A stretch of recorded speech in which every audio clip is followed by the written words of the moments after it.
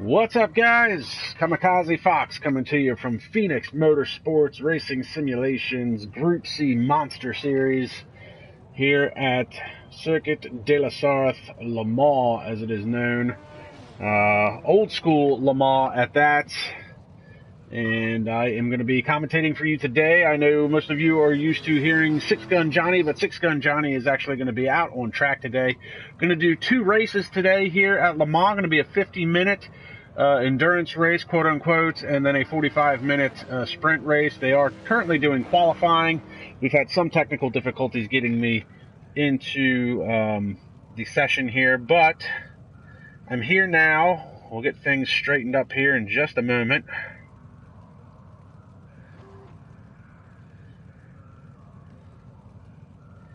And I do apologize for getting in here late.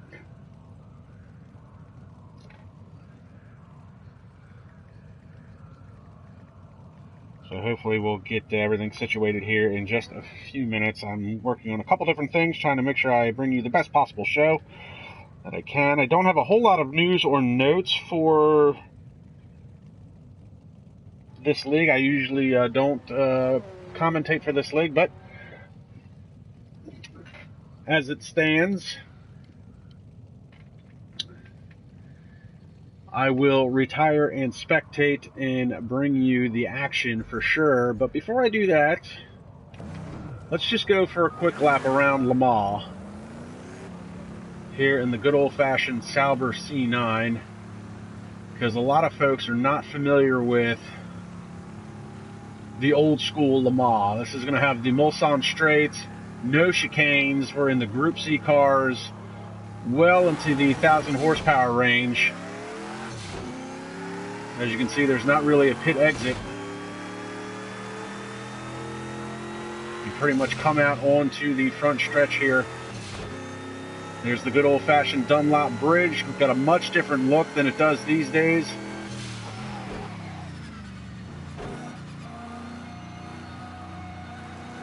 Got the left right here. We're going to head through here a little slow so everybody gets a good look at the track. Now this is not the Dunlop Bridge. This is just another Dunlop thing. And this is going to take us out onto the public road here, right-hander, to the extremely long Mulsanne straight, where cars in the past have gotten up to 250 miles an hour easily. We'll see what the good old-fashioned Mercedes Sauber C9 has in it. Great looking car. I did not put it in the regular silver Geist that's going to be used on track today for the race. And as you can see, in a default setup, bone stock as it were, lack of a better term, cranking out to 190 miles an hour. And this is relatively slow compared to what these guys are going to be doing in the race. Now this was a default stable setup, but you can just see how long and flat out you're going to be going. Up to 190. Got a little dog leg here. And this is the Spirit of Le Mans downloadable content for Project Cars 2. And finally, you're going to come to this hard braking area.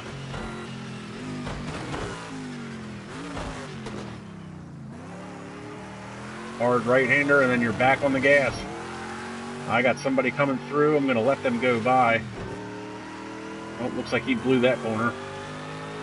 And we'll get back on the gas a little bit. I want to try and stay out of the way since I'm not actually qualifying. I'm just trying to give everybody a good look at what the track is going to be like, since we're also used to the what is now the norm with the extra Porsche curves, the extra chicanes. Now this hasn't changed a whole lot. This is, you come down here, this is the right-hander, and then you've got this left-hander. This is Indianapolis is what they call this corner. I'm going to try and stay out of the way. And that's Dragon behind me. I'm trying to stay out of his way. Go around me, Dragon. Oh, Dragon looks like he ducked back into the pits.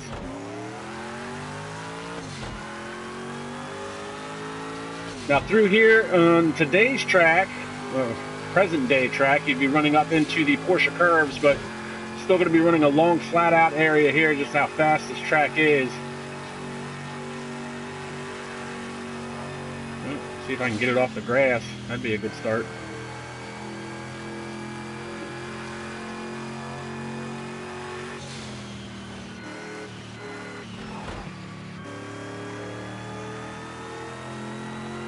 And you can definitely see how wide open on the throttle you're going to be most of this race.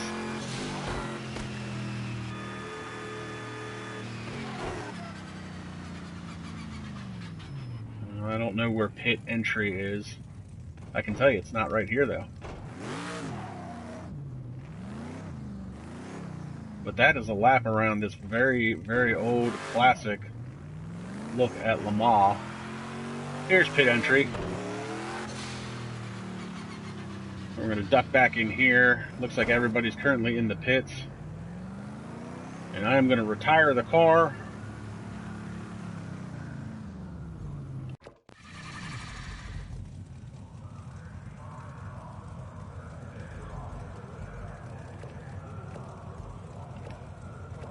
How do I,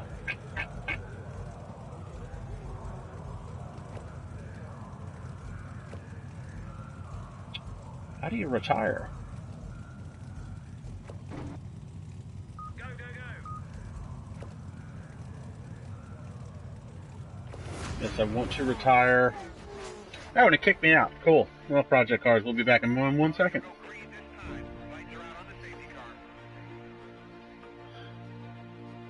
But that's a look at the classic Le Mans track, a very, very different look from today's Le Mans, of course.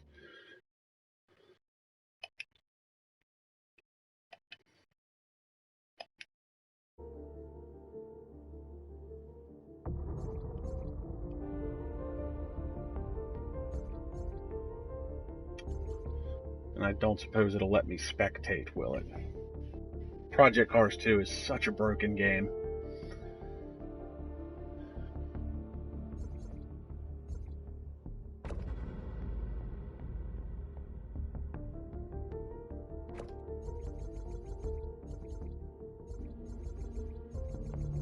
And I'm not director mode. I should have just quit and retired from the get-go. Well, my apologies to everybody involved. This is not going the way it's supposed to.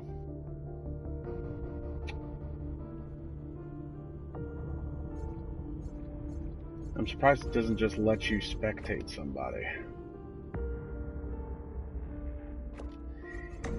But here's your actual driver lineup. So Six Gun Johnny, who is your normal commentator for the Luge series, is going to be racing at least in the first race. He says he might do both races. He might only do the one, but the first one's going to be a 50-minute race.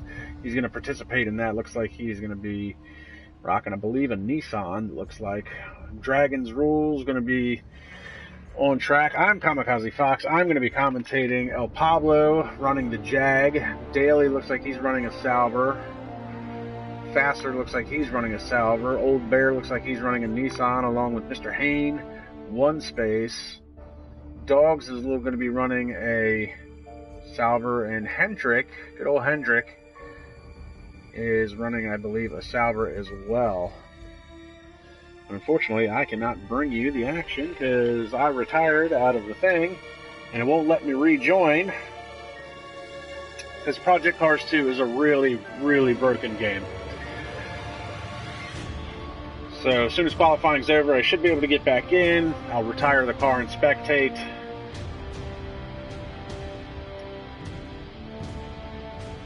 Unfortunately, this is not going the way I anticipated, but I did take you for a ride on the track, give you an idea what that's going to be like, and it's going to be fast and furious for sure. Now, I was only putzing around at a 190 miles an hour on the Mulsanne Straight. Years ago, Derek Daly talked about how he was doing 248 down that straightaway in one of the Porsches, Porsche 930, I believe it was, for Mr. Daly. And there's an overwhelming sense of calm, he says, in the middle of the night when you're just flat out for a full minute going that fast down the straightaway at night, and there's just you in the car. You can see there's not a lot of lighting on the track, at least on the vintage course. Even on today's course, there's not a lot of lighting either through the Mulsanne Straight and a couple of chicanes. Now, there's a couple of different infield sections that do have a little bit better lighting, but really this track is narrow, fast and furious for sure, especially with these Group C monsters.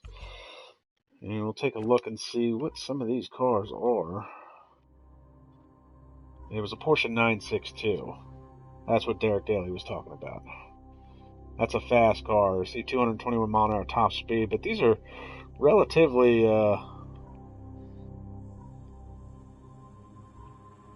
see 240 for the LeMans Jag. The Sauber 254. Now I've hit 258 in a Sauber on Gran Turismo Sport with a very low drag setup.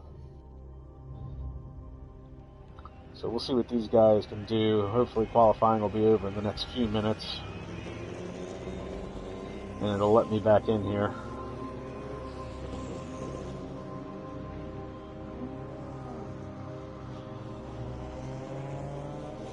I believe they were doing a 15-minute qualifying session. Looks like there was about 8 minutes left in the session when I decided to try and quit and retire, and hopefully was able to spectate, but it didn't let me do that because this game is silly. Project Cars 2 is a very bugged game. They're supposed to be working on a Project Cars 3. Codemasters is now taken over from Mad Dog Studios, so we'll see. Codemasters, though, has a history of very buggy Formula One games. Speaking of which, they're going to release the new Formula One 2020 in July, so we can look forward to that as well. And while we wait for the qualifying to wind down, be sure to like, subscribe, and comment to the YouTube channel. Check out all the racing action that they've got going on. Multiple leagues in this, or multiple series in this league, I should say. Everything from touring cars to Formula One to the Group C monsters. And I got Six Gun Johnny with me in the booth. What's up, Johnny? How's it going, guys? Hey, what's up, race fans? You know what time it is. 6 Gun Johnny broadcasting live from the Fortune Speed with the Ministry of Speed, of course. Phoenix Motorsports and Lance KAMIKAZE-FOX, man. Hey, dude, I appreciate you taking over tonight and you're doing a little bit of commentating for me while I come out here and make an absolute fool of myself.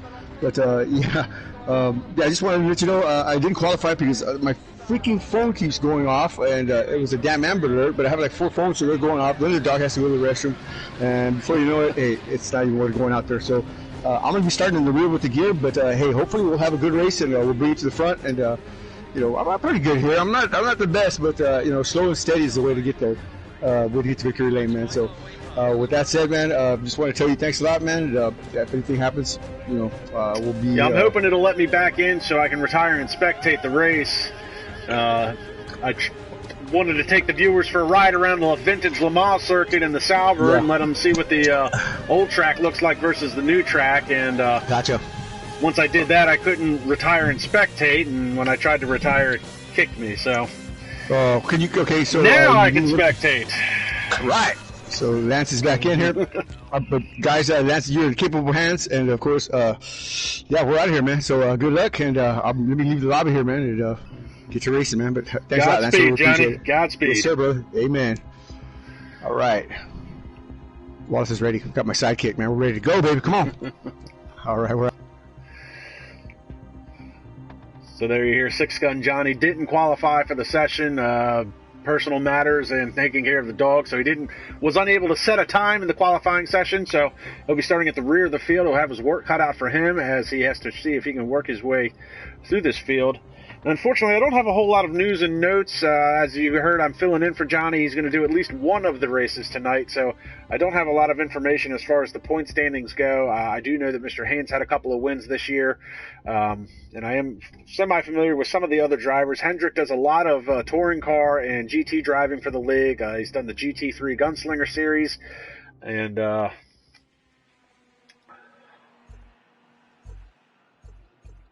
let me get used to the... There we go.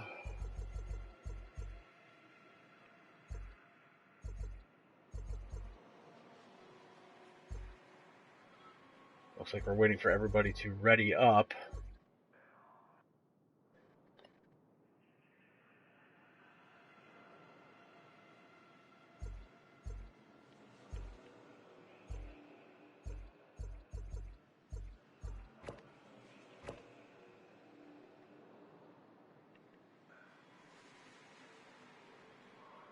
There we go. Nice shot of the front stretch, and you can see that is a classic Le Mans look right there. The very narrow pit road, the very narrow front straightaway. A throwback to the good old-fashioned Le Mans starts when drivers would run to their cars, jump in, and get going. And it looks like we are sinking. I hear the engines revving up. Looks like we're going to do ourselves a grid-style start. And we are away, and we've already got a car almost into pit road. And it's a drag race down the front straightaway.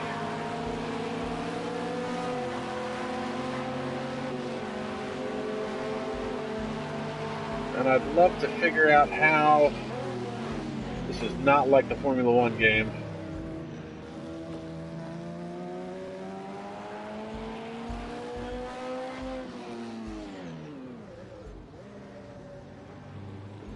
He runs very wide there. As soon as I get a grip as to how do you change drivers? Oh, you see a cluster of cars here. Oh, and one of the Salvers is going around.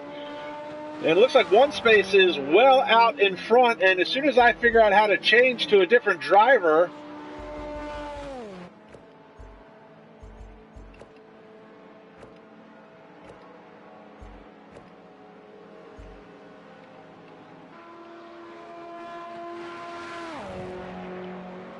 oh my gosh.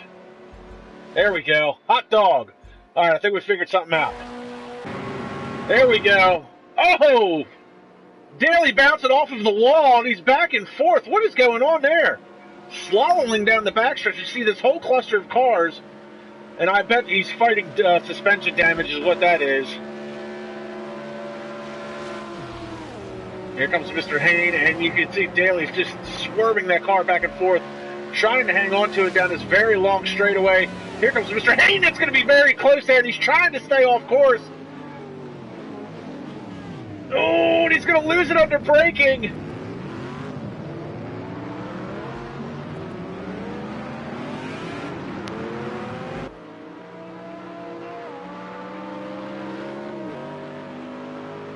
So Mr. Hayne gets by the moving roadblock that is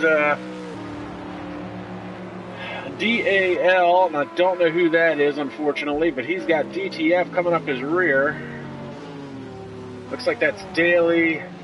DTF is Dragons. Okay, so that's Dragons running in fourth. They're coming through Indianapolis now. Daly's still able to hang on to third with that banged up left side of the car. He's fighting the suspension damage. Oh, and he's into the wall again. Big time. Slams into the Armco. Oh, watch out, Dragon. And again, Daly into the Armco. He's fighting the car. He just wants to get back to pit road. Oh, my goodness. It's Bad News Bears. And here comes one of the Jags. This is El Pablo, followed by Six Gun Johnny, who started in the rear of the field. He's worked his way up into fifth now. Dogs is going to try and come through. And Daly gets out of the way, and that is not how he wanted to start the opening lap of this 50-lap race. So for what it's worth, one space is out to a almost 5-second lead over Mr. Hayne, I believe is who this is. And then Dragons is running in third. Six Gun Johnny up to fourth. Dog running in fifth. Hendrick is now running in sixth. And it looks like Fasser's moved into, well, he's dived into the pits with El Pablo. Those two are going to have damage. And here comes Daly. Daly is going to be happy to see the pit lane, but he's probably going to have to spend an extended period of time in the pits trying to get that car fixed. One of the things that Project Cars does is take a very, very long time to get things fixed on their cars. But looks like we've got ourselves a little bit of a battle here between Dog and Hendrick. And these guys are actually closing in a little bit on Six Gun Johnny, who's worked his way up to fourth. And you can see there's a little bit of damage on Dog on the left side of Dog's car. Unbelievable racing here on the opening lap, and that's just one lap of what is going to be an epic race, I'm sure.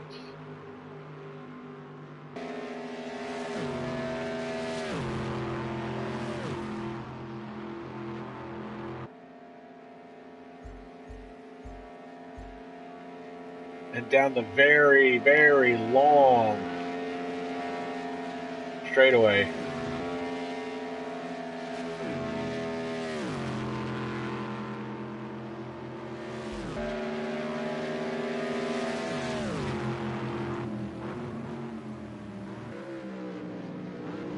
Look at this.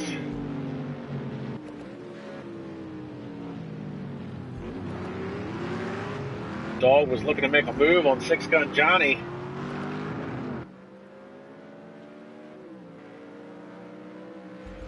Meanwhile, back up at the front, we've got Mr. Haynes starting to close in on one space a little bit. And look at the low drag setup on that Nissan. That is a very slipstreamed car right there.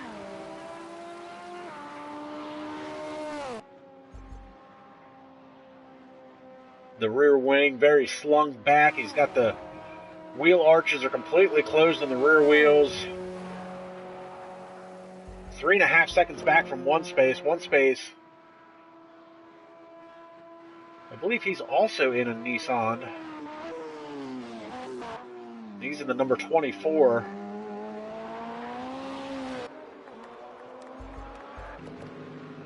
Meanwhile, we still got this battle raging on for the 4th spot. 6-Gun Johnny trying to hang on. Oh, and he's in the grass. Oh, and that cost him a lot of speed. And around the outside is going to go Dog. And Johnny's in... almost loses 2 positions. Now Hendrick is all over the gearbox of 6-Gun Johnny. Johnny making a mistake there, getting it into the grass.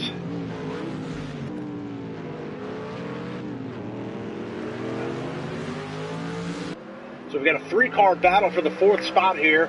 Dog running in 4th, 6-Gun Johnny running in 5th now. Hendrick running in 6th.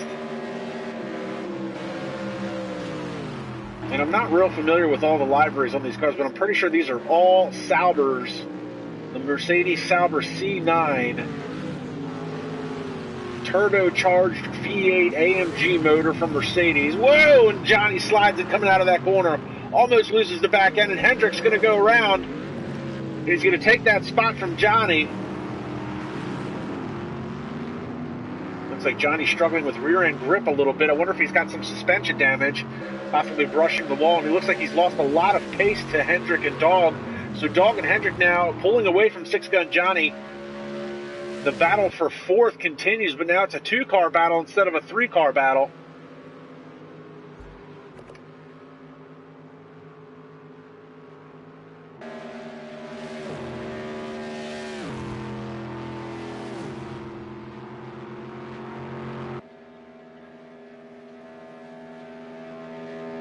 Meanwhile, one space is pulled out to a 5.5 second gap over Mr. Hayne for the top spot. And Dragons is running all by his lonesome in the 3rd spot. Now, Johnny looks like he made up a lot of time coming down the straightaway here, the Mulsanne straight on Hendrick. Hendrick lost a chunk of time. He must have gone off into the grass somewhere. So Johnny able to use the slipstream off of these cars and get back up to a little bit of contention over Hendrick here.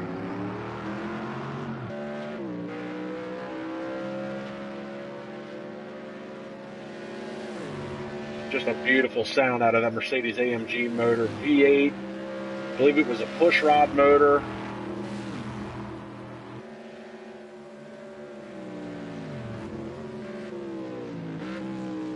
Turbocharged, somewhere in the realm of 800 to 1,000 horsepower easy.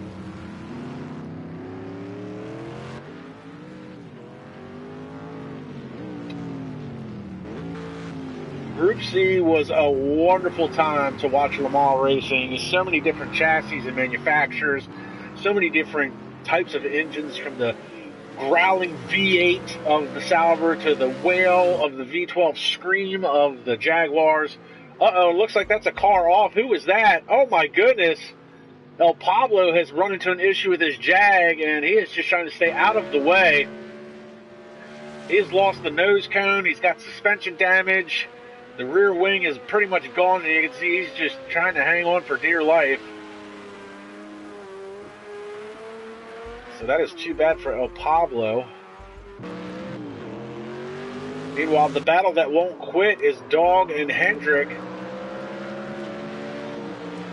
The battle for fourth, 40 minutes left to play in this session. One Space has just ran the fastest sector 1 time, a 1 minute 0.4. Fastest lap of the day so far goes to Mr. Hayne with a 2:53.250.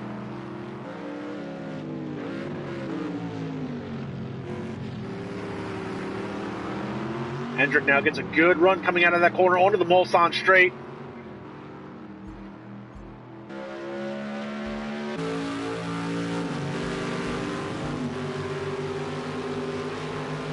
Running down this long straightaway. But look at that. Dog has got a little bit more, I guess, trimmed out car, and it's pulling away on Hendrick. Unbelievable. Look at him just walk Hendrick's car.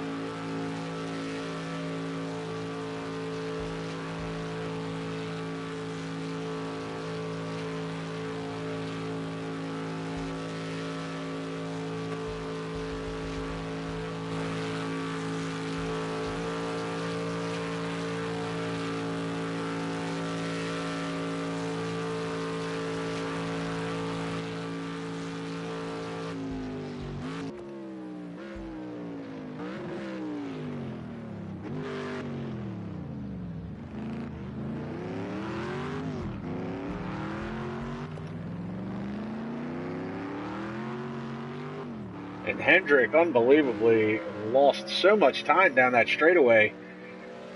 You see Six Gun Johnny back there making the corner.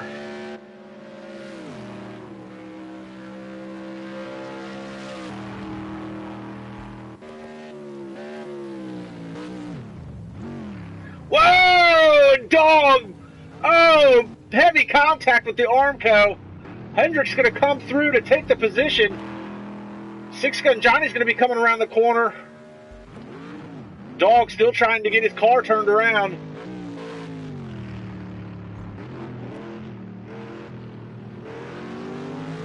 That is Indianapolis. He lost it.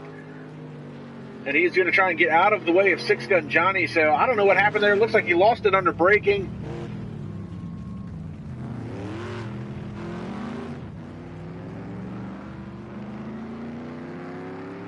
So we've already had a number of incidents for a number of drivers, and we've got One Space making a pit stop.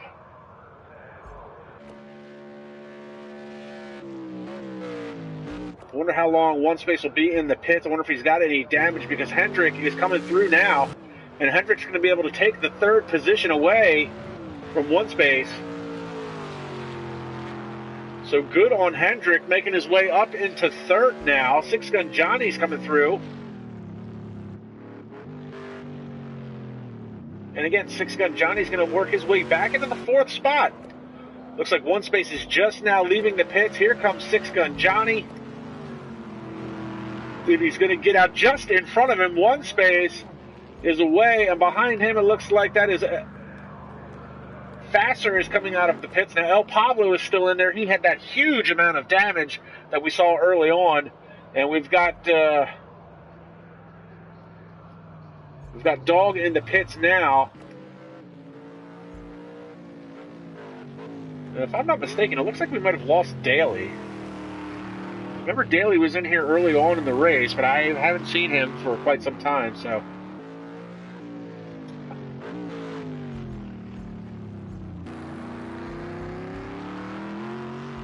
So Dog's still in the pits. He's going to be there for quite a while, I imagine. Now this is Fasser. Fasser should be able to pick up that sixth spot. Right now it's all about the top five. Mr. Hayne has worked his way into the front under the pit sequence.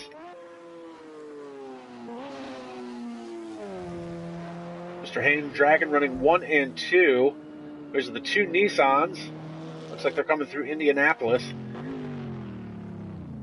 Hendrick is running in third. He's the top runner as far as the Saubers are concerned. Six Gun Johnny didn't think he was going to do very well today, but so far he's up to fourth and kept his nose clean.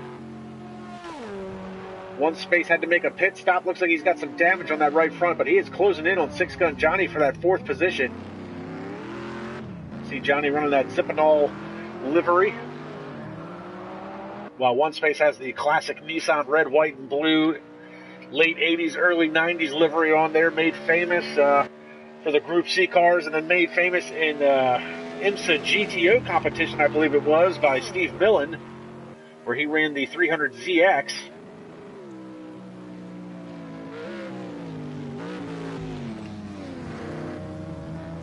Oh, and looks like Johnny's going to let one space go through. I think he knew he was slower of the two racers. Flashes his lights. Oh no, and that's, who's that back there? That was faster. It was up on the curbing, the berm, if you will. And you can hear him struggling with the gearbox in that car.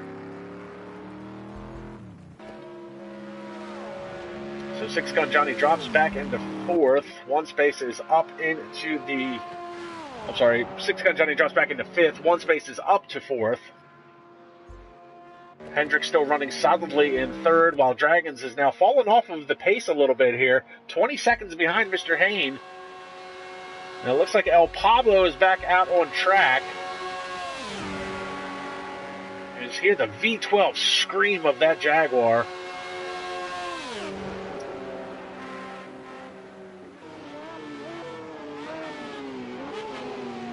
Oh no! El Pablo!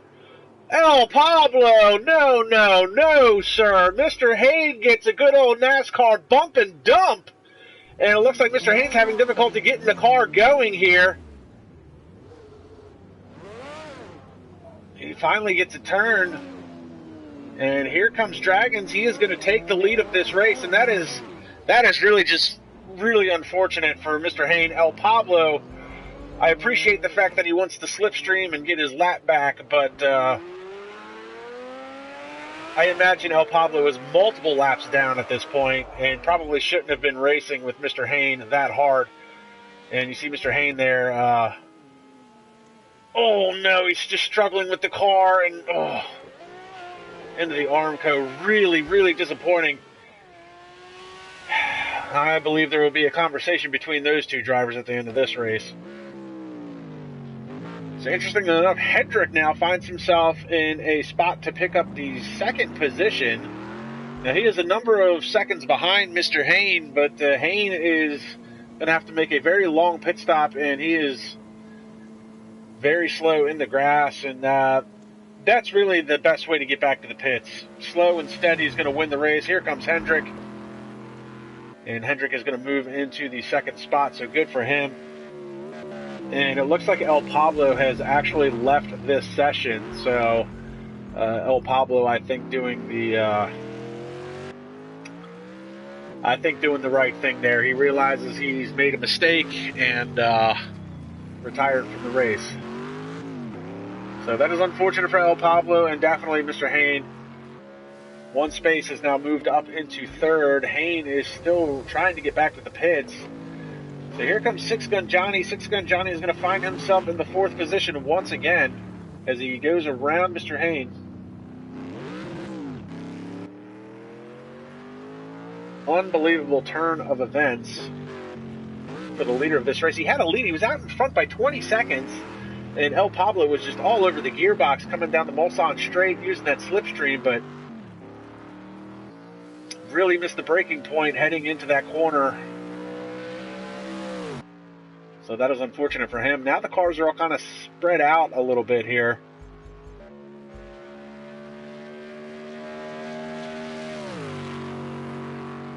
Really, your closest battle on track that is semi-materializing is going to be one space here in the Nissan. He is about 7 seconds back of Hendrick, but he is closing that gap.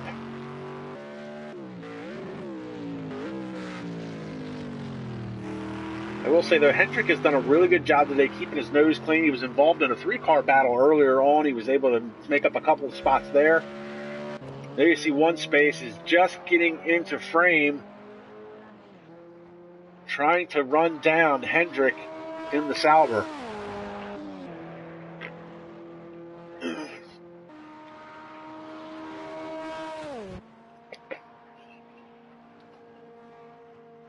And we are going to stick with this because he is making up chunks of time as he goes down the straightaway. Just so much more speed. I don't think Hendrick has got that Sauber trimmed out as much as it could be for these long straightaways. And here comes one space. And that Nissan is screaming, and it is just 4 seconds behind now. Just chomping at the bit, taking chunks and chunks of time out of Hendrick's gap. And one space has ran the fastest lap of this race, 2:52.747. So Mr. Hayne held the fastest lap at a 2:53. So the Nissans are definitely on the tear, but Mr. Hayne, unfortunately, he hasn't even made it back to the pits yet. Or is he just staying out on track? I can't imagine he's gone past pit road.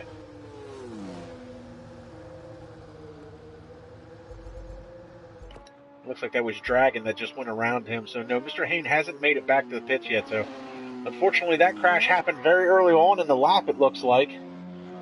Mr. Hayne has had to go around. And here's the battle for second. Hendrick trying to put the power down, but into the grass. He's trying to give it a lot of room, and he's going to tuck into the slipstream. And that Nissan at one space is just going to gap him. It is just going to pull away. That thing is a rocket ship, and it is on rails today. Props to Hendrick, though. He's running a really good race. He's kept his nose clean, as we talked about earlier. But the Nissans have got it all over the Saubers right now here at the Vintage Le Mans circuit.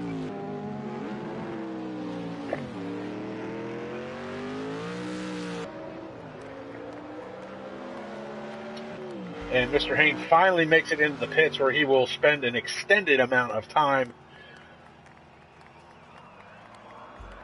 That is unfortunate for him. So we started with 9 drivers. We lost Daly early on. I'm not sure as to why. I don't know if he left the session, if he got kicked from the session, what the case was.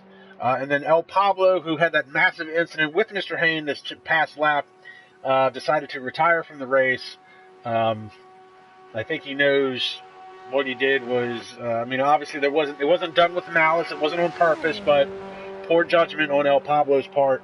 And I think he thought it was just best to get off track and stay out of the way. So, left with 7 cars. Dragon is your leader to the tune of 41 seconds, but one space is flying around this track. He has now gone 2:52.092 for the fastest lap of this race.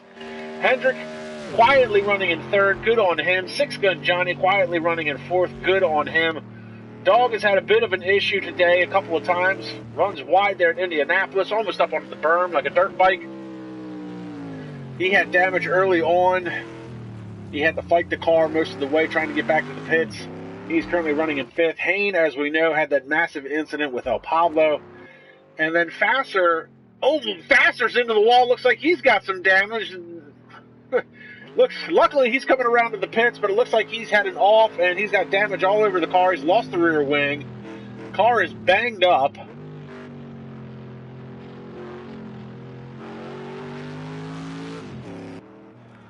And Fasser is going to head into the pits as well. So realistically, I mean, there's 26 minutes left remaining in this race, and it's really anybody's race at this point because of the issues that we've had with some of the drivers on track.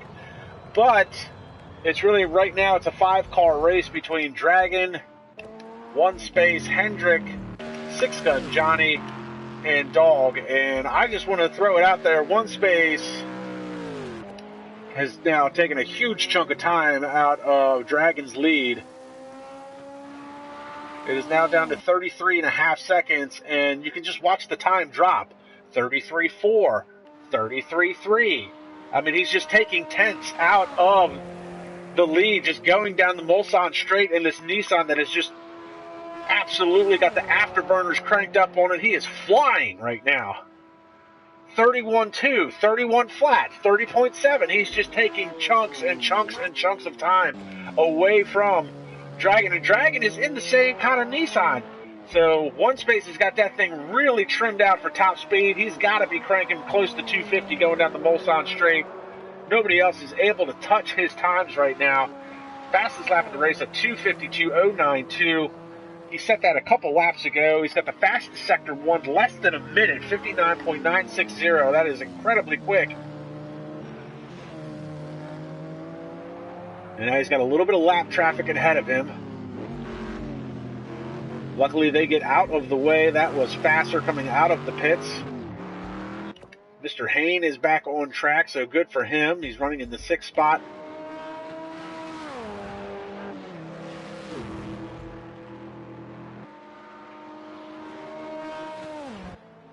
So unbelievable racing here. Now it looks like Dragon has cranked up the speed a little bit. He's been able to pull back out over one space. But you can see it here. This is where one space makes up a lot of this time. You can just see the gap drop: 30.7, 30.4, 30.2, down to the 29s. Now Dragon running a very similar car. He's got that green Nissan sticker on the windshield. One space has the yellow one. Mr. Hain, he's running the red sticker on the windshield.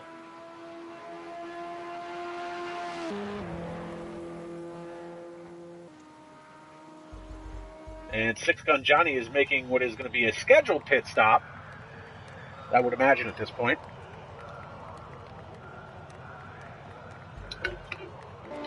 So we're going to pick up one space once again, 20 seconds behind now.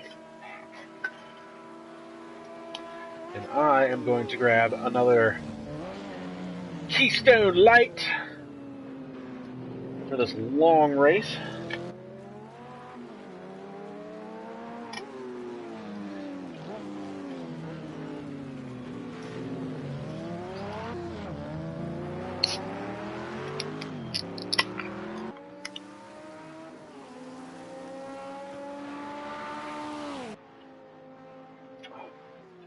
Six Gun Johnny is still in the pits. We're going to pick up Dog because Dog is going to make the pass coming down the front stretch over Six Gun Johnny.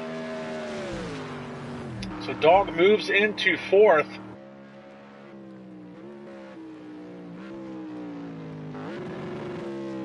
Ooh, big downshift. Hitting that rev limiter, bouncing that V8 off of the red line. So Six Gun Johnny back out on track, loses a spot. He's down into 5th now. And Dragon has pitted. So, oh no, and where is... One space just went by. Who was that? Oh, that was Faster that lost it coming out of the last chicane. So Dragon making a scheduled pit stop. One space takes the lead here on lap 10. And Hendrick is making a scheduled pit stop as well.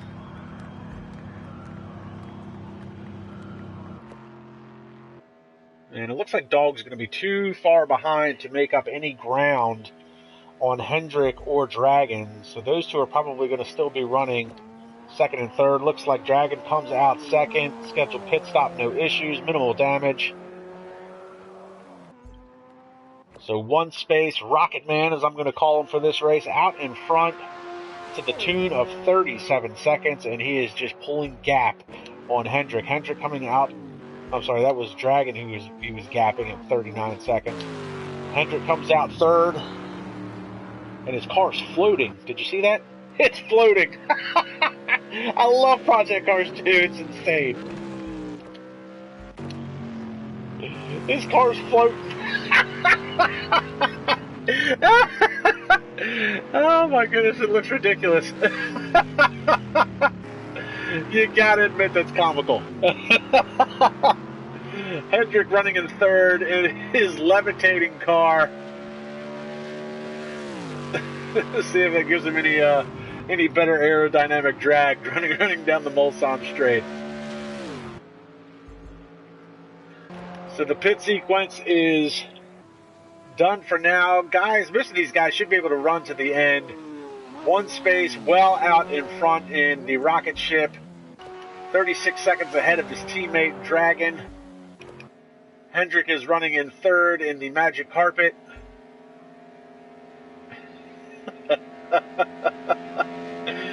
It's ridiculous. Why doesn't it change?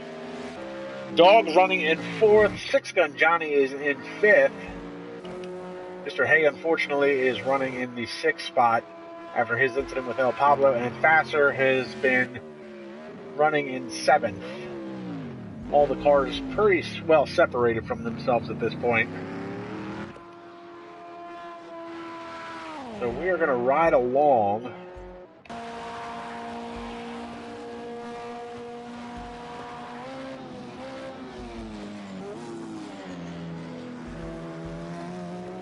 Let's go for a ride with one space around. It is very, very long and fast tracks. We're going to jump on board the bumper cam.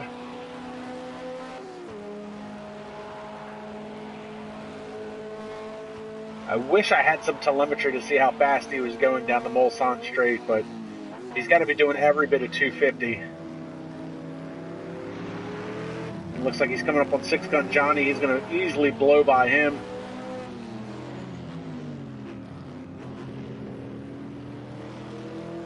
Underneath the Dunlop Bridge and out onto the Mulsanne Straight. And he is gone.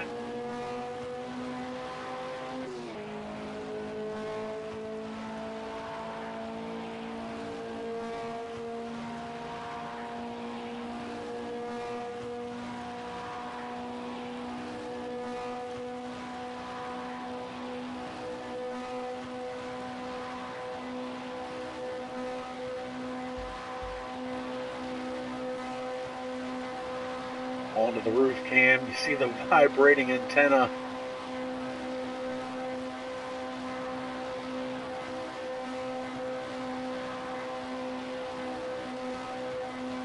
Through the dog leg. He'll be braking coming up here, probably around the 200-meter mark. This very hard right-hander. Power back down. Ooh, and you can see the car wiggle just a little bit, getting the power back down.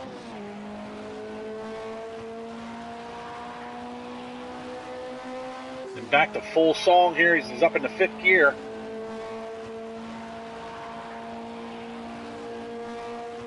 Another little dog leg, and then you've got this little bit of a right-hander.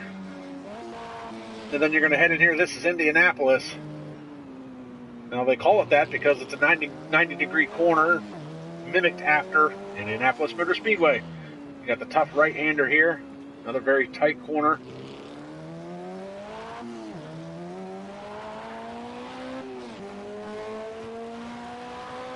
Up through the gears, into fourth, into fifth.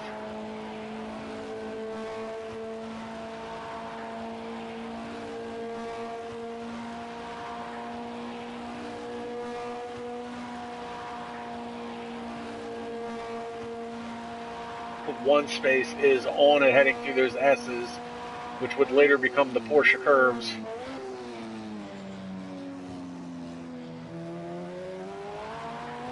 Back out onto the front stretch.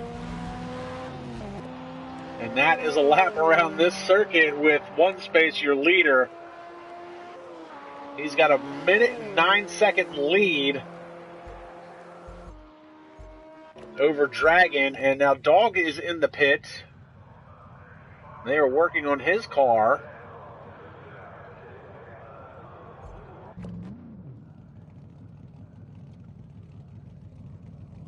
Six Gun Johnny looks like he's slow to get back on the power.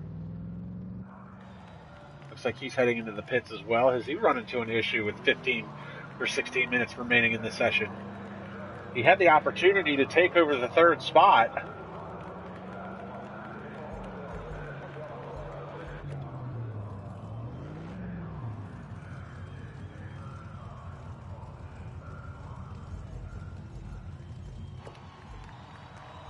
So Johnny getting worked on. Looks like we've lost another driver. We're down to 6 cars remaining.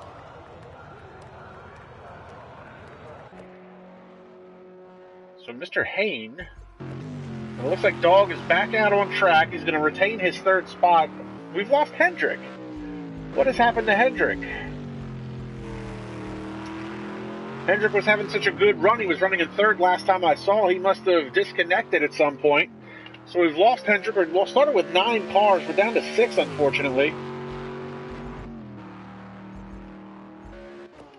So Mr. Haynes too far back. Doesn't look like he's going to be able to gain a spot over 6-gun Johnny. Johnny looks like he's leaving the pits now.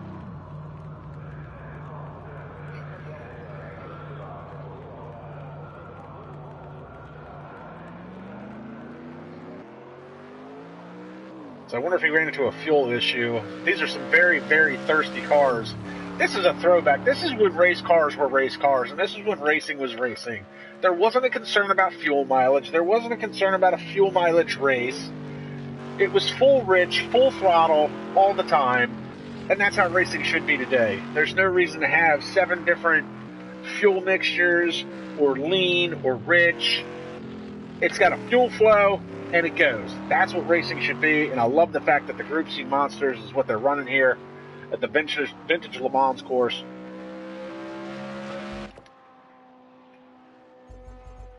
So unfortunately, we've lost Hendrick. I was actually kind of pulling for him. He was a little bit of a crowd favorite of mine. 1 space still well out in front. And at this rate, he would probably lap Dragon. Dog has managed to get a 3rd spot here. He's been struggling with the car a little bit all day. He's coming through Indianapolis now. 6-gun Johnny is going to be running in 4th. Mr. Haynes looked like he had this thing locked up early on, but El Pablo, unfortunately, that incident between him and El Pablo destroyed his race. And Fasser's been quietly running mostly by himself. He's had a number of issues today, but for the most part, he hasn't been involved with any other cars when he had those issues, so that's semi-good news. I believe he was running out in the opening lap. He had some damage.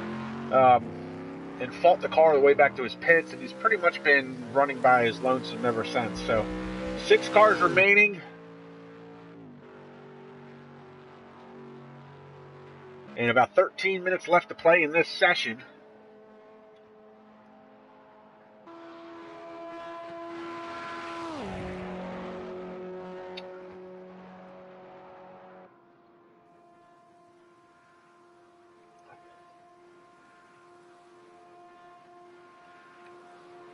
And 1 space is just rocking and rolling around this track.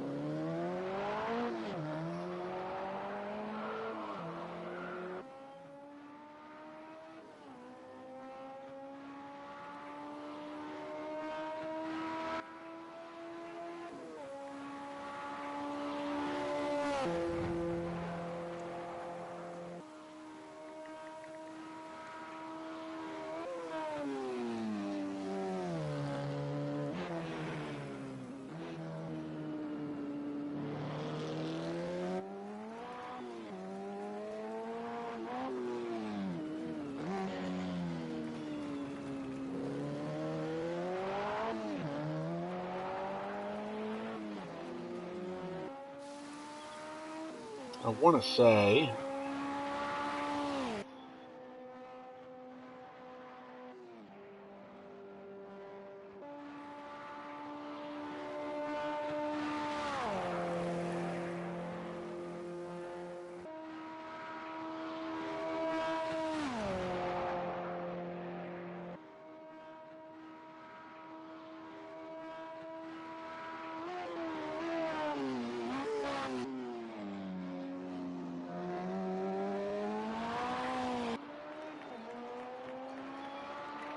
Alright, so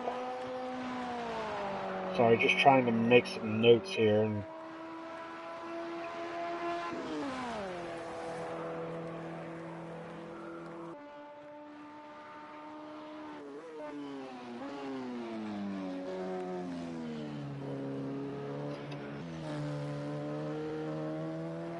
So one space out in front.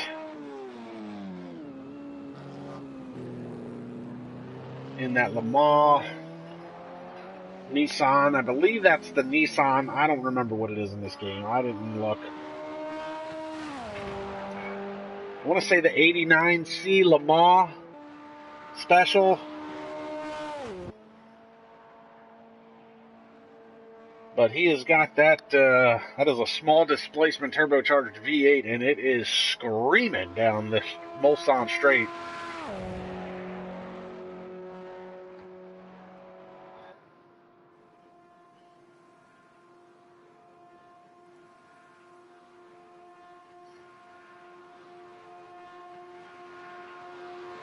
So 9 minutes left to play in this session. Looks like things are pretty much locked up as to where they're going to finish. One space in the screaming Nissan. He's followed by his teammate Dragon in the other screaming Nissan. Now, Dog is in the growling and howling Sauber C9.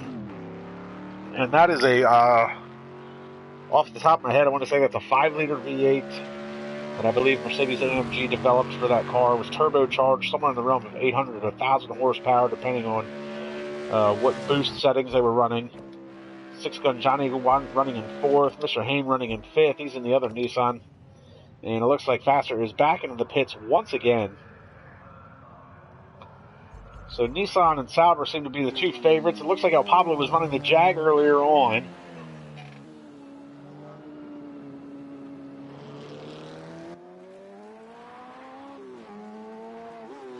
And there for a fact that the Jag had a turbocharged V12, I believe.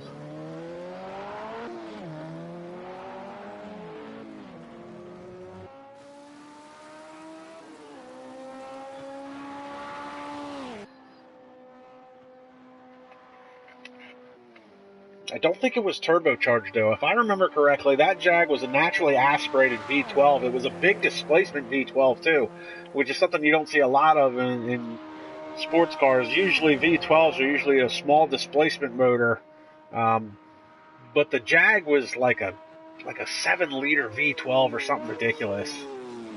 Something unheard of. I mean, even a 7-liter V8 is a huge engine. I mean, a 454 is like a 7.3 liter or something like that. It's a big engine. And the V12 screaming down that straightaway. That's what El Pablo was running when he made that contact with Mr. Hain. We'll see if El Pablo comes back for the second 45-minute race.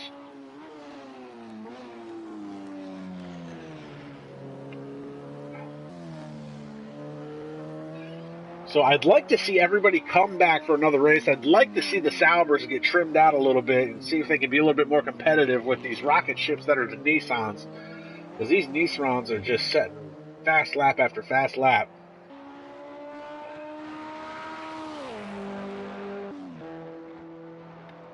But let's take a ride.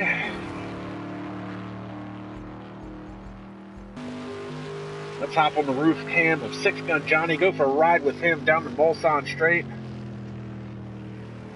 Looks like he is early in the braking zone. Oh, and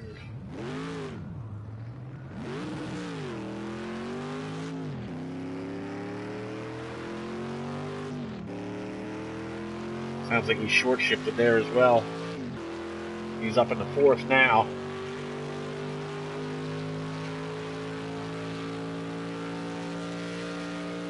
Now, when I took you guys along for that ride in the qualifying session for a lap around the vintage track, I mean, I did 190. That was on a stable default setup from Project Cars. The Saubers have so much more in them as far as top speed.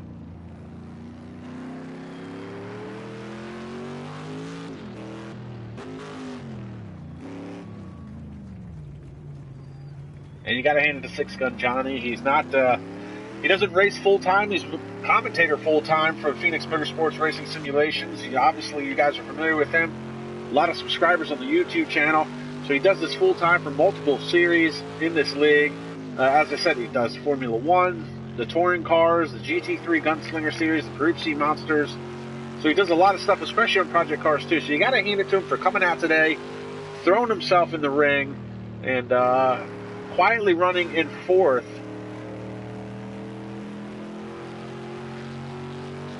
but I do believe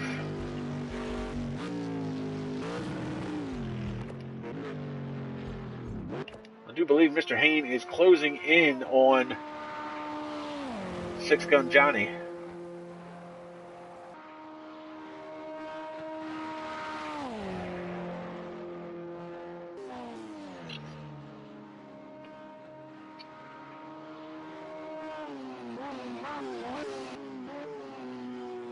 And yeah, Mr. Hayne is about 11 seconds back. Uh-oh, in one space is having to pit.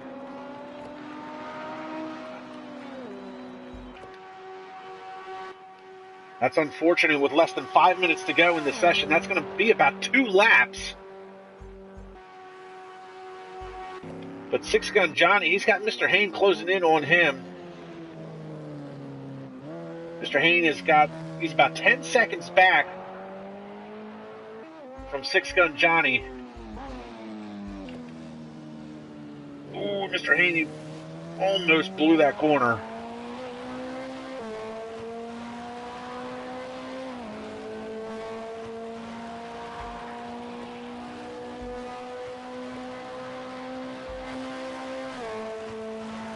I like how this is the onboard camera versus the chase camera, which is the same exact thing.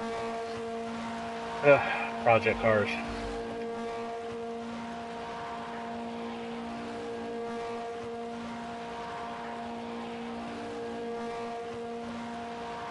Whoop. Don't want to do that.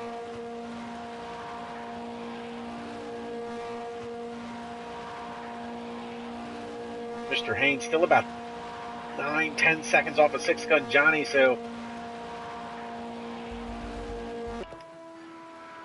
trying to close that gap.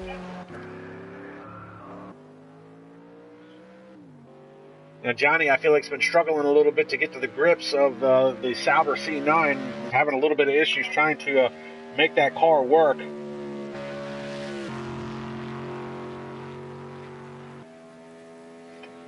Scott Armstrong telling me to hit the Speedo tab, bro, and I'd love to. I don't know what the Speedo tab is.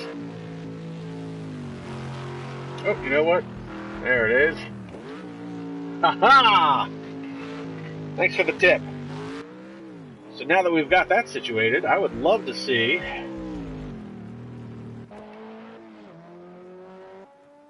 this is exactly who I want to see, but he's not coming down the Mulsanne straight, but we'll see how fast he gets going here.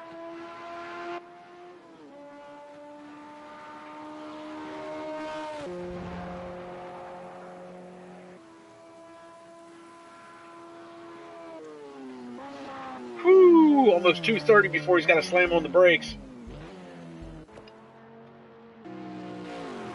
And here it is, Mr. Hayne closing in on Six Gun Johnny. The battle for fourth heating up now.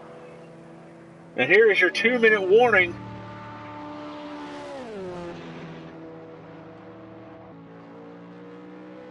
I don't think Six Gun Johnny is going to put up much of a fight over Mr. Hayne. I think he knows Mr. Hayne has got the rocket ship that is the Nissan.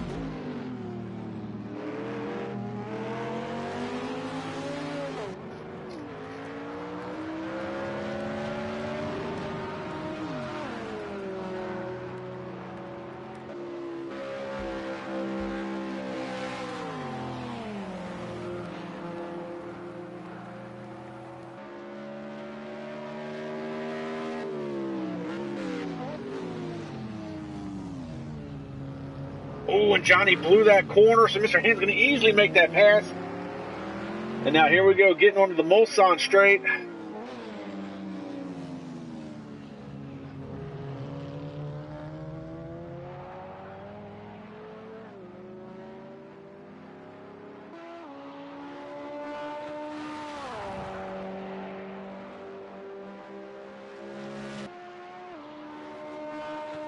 The screaming turbocharged motor of the Nissans.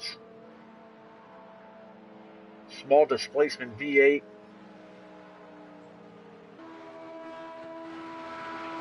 And he's topping out about 223. Doesn't look like he's got much more in it than that. And time's about to be up in this first race here today.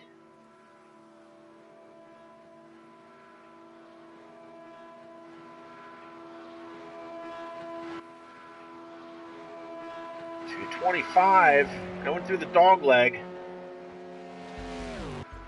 Speaking of dog, looks like dog is back in the pit. That's an unfortunate unfortunate time to have to pit with only a few seconds left on the clock.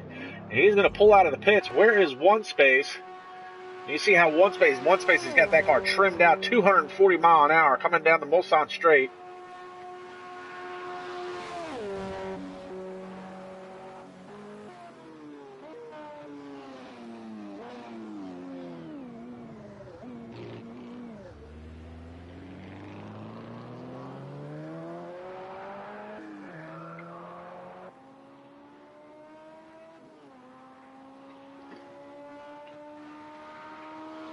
And nighttime setting once again. We had the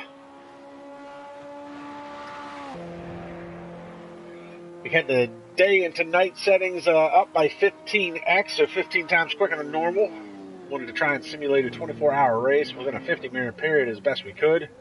So we started at night, went in today, and now we're running back into the night on the closing lap of this race.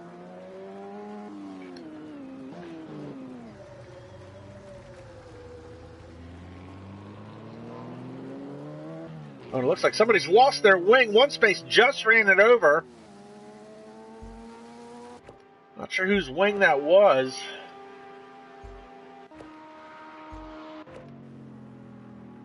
Is it Six Gun Johnny's wing? Oh, and Faster just went into the wall at Indianapolis. And it is Six Gun Johnny's wing, so he's going to have to tiptoe his way back around to the front of this lap to see if he can finish this race. No rear downforce. That's one way to trim the car out to get some top speed out of it. But here comes One Space, and that is going to wrap it for the 50-minute event here. One Space, congratulations on a huge win. Dragon going to be coming in second here, but he is over a minute behind his teammate. Six Gun Johnny, though, he's going to come across the line. And that'll do it for him. Six Gun Johnny's going to get fifth today. So good for him. Hard fought, well deserved. Faster looks like he's struggling with suspension damage once again. Looks like he lost it at the Indianapolis corner.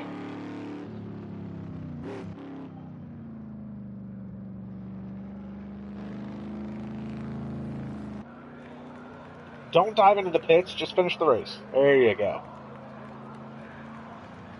So Faster finishes the race in sixth.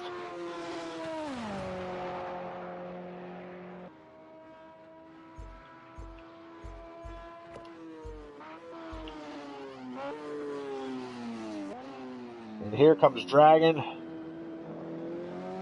Well-deserved second place run. And it looks like Dog has lost his rear wing as well. Or is that just a shadow in the car? No, it looks like he might have lost it.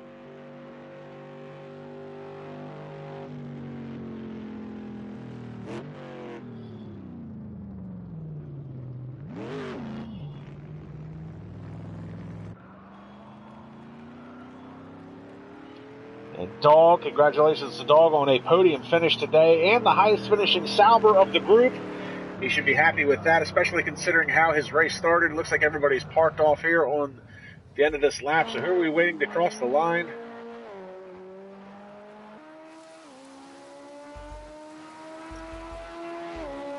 Looks like Mr. Haynes is going to be the last car we're waiting on to come across the line. Unfortunately for him, he'll walk away with a fourth place finish. He had a great run going. Was leading the race when El Pablo in the Jaguar, who was a lap down, misjudged his braking point going down the Mulsanne straight, took him out at the end of the straightaway as he was trying to use the slipstream and get his lap back. Unfortunately for him, that took out Mr. Hayne out of contention. El Pablo decided to retire from the race, but Mr. Hayne fights his way back into fourth. So congratulations to him. I'm sure that's not the finish that he's going to want. And look at that glitching. I love it.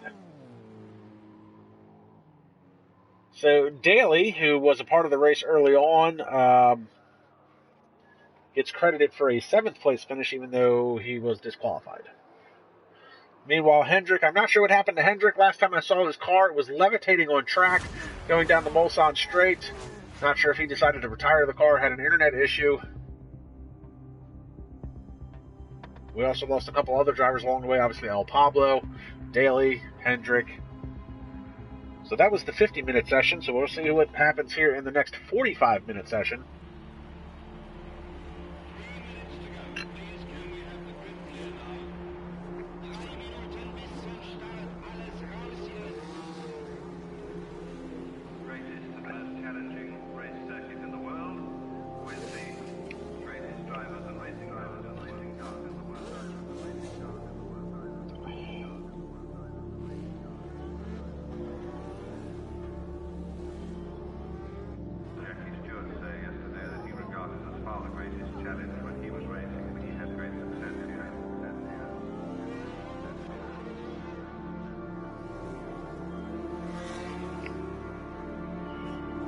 So we'll wait for them to get the new race specifications set up. I want to appreciate everybody hanging out with me here for Phoenix Motorsports Group C Monsters as we finish out this season. And look, we've got Rosta. That is Ryan Wingate. Looks like he's going to be joining us for this race. We've got Winchester coming in. So I had a few more drivers to the lineup this time. Dogs is going to be back. So we got Six Gun Johnny. Now, Six Gun Johnny, I don't know if he's going to participate in this next race or not. Looks like a fact. I've got him joining me with me now in the booth. Johnny, you going to run the next race? Negative, Lance. I'm going to come help you, man. I had the medical condition coming on here the last lap. I don't know, the last couple of laps. I don't know if you're monitoring my race, but I started getting really bad shin cramps. I don't race competitively anymore, so I don't jog. I don't do any of the exercises that I need to do. And I just totally misjudged the severity of muscle leg coordination that you needed to run vintage LeMans C9 Sauber, man. Oh my God, man, it wore me out, man. I mean, that was so bad, Lance. I fell out of the chair when I was done. I was screaming like a girl, man. My dad came in and goes, "What's the matter with you?" I said, "I'm cramping up." He goes, "You're getting old." So yeah, I mean, oh my God, seriously, man, it really hurt bad. I mean, like, wow. I'm okay now, but man, I mean, my legs how are was cramping the race, though? I mean, you did manage to walk away with a 5th place finish. It was 9 cars that started. I mean, it did look like you were a little bit off the pace, especially towards the end. It was starting to cramp up, but the conditions were good. It was clear.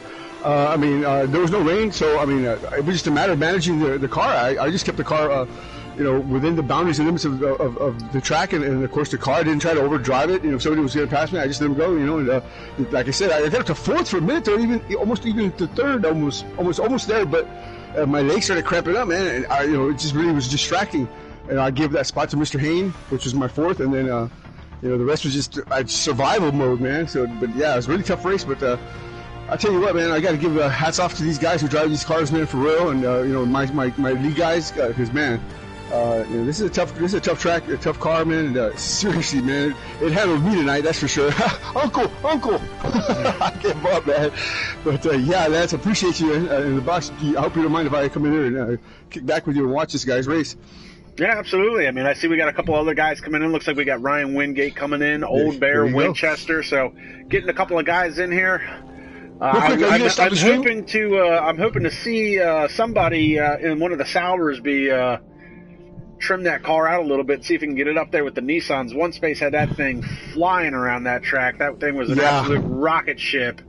Yeah, he passed me like nothing. So congratulations to him on his win. Mr. Hain, unfortunately, he did come home 4th, but ran into an issue. He was leading the race, and he got taken out by El Pablo in the Jag. Oh, what happened?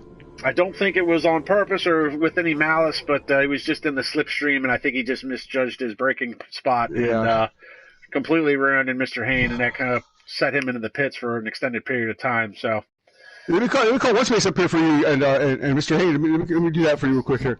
And we'll be right back. You gonna stop the stream in between while you're doing after these interviews real quick, or are you gonna continue on with it? We can just continue on. It's no big deal. Okay, absolutely. All right, let me go down here and give these guys a chat up real quick and tell them to come on up and give you all a lowdown on that race here. Here we go.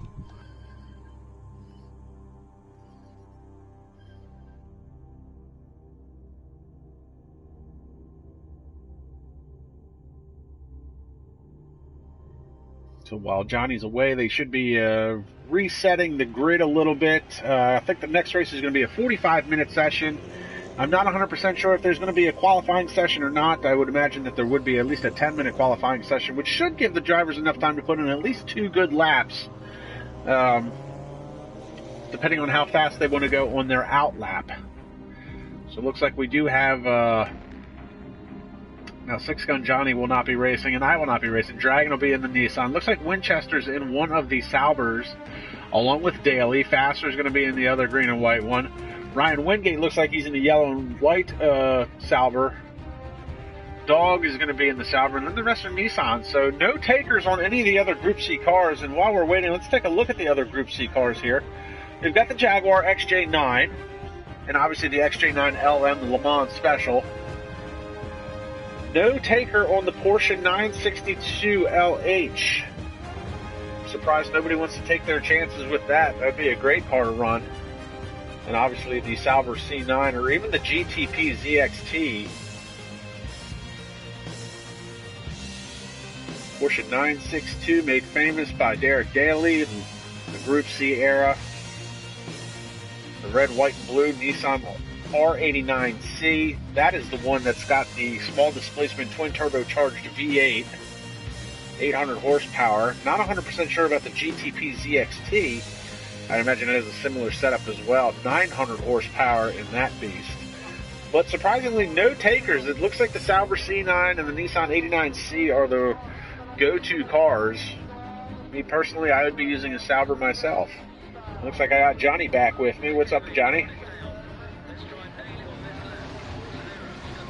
Looks like we're going to see if we can get somebody in here for a quick interview in between these races here.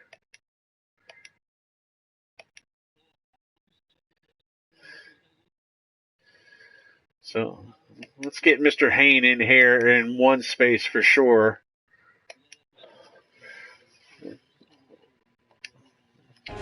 Talk to one space about his win, and definitely want to talk to Mr. Hain about his unfortunate incident with El Pablo. I will say, I will give credit where credit's due. El Pablo does look like he did the right thing after it had happened, and he walked away from the race and decided to not be a moving roadblock. One space, congratulations on that huge win at Vintage Le Mans. You had that car set up to a T. Yeah, man. Unbelievable run for you. Called you Rocket Man there towards the end because the car was so fast. No mistakes. How did the race go for you? It was a great car. The driver screwed up once, fun. And, I got damaged. And, you know, kid crew put me back together, got me out pretty quick. And, other than that, the car just goes. You certainly had that thing dialed in. It was an unbelievable run from start to finish. You ran down your teammate, Dragon, real quickly. No problems there. So congratulations on that. I was 1 lap short, so I ran like 4 laps and lean. And I still had to pit for a half a lap of fuel. But I had time. Now, the second race is going to be a few minutes shorter, so does that make you adjust your pit and fuel strategy heading into the second race? No, it won't. I'll just make sure I don't wreck. And I'll just go scheduled. One space is quite colorful.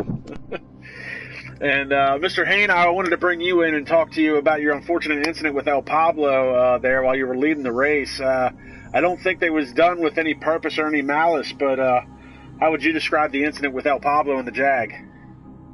Yeah, no, I don't think it was no malice at all. It was, I think with the draft down there, we arrived down in the braking zone, probably 30, 40 kilometres an hour faster, and I hit the brakes a little bit earlier to compensate, and I don't think Pablo did. And that's sort of where it sort of finished up. Now, do you feel with him being a lap down that maybe he shouldn't have been racing you so hard down the Mulsanne straight like that? I mean, I know the slipstream's one thing, but a lap car is another. Yeah, probably got to give it a little bit more room down there coming into the braking zone there. But it is what it is. There's a long way back to the pits from there, I know that.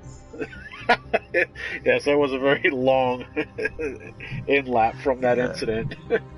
So moving into the next race, I'll ask you the same thing I asked one space. With the next race being a little bit shorter, does that make you adjust your your pit strategy a little bit.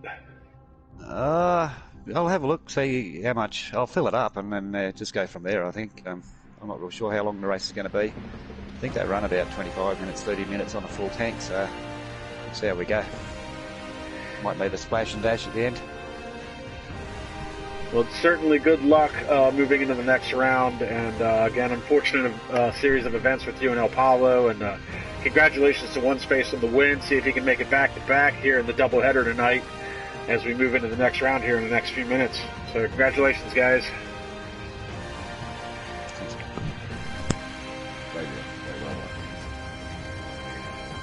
One Space.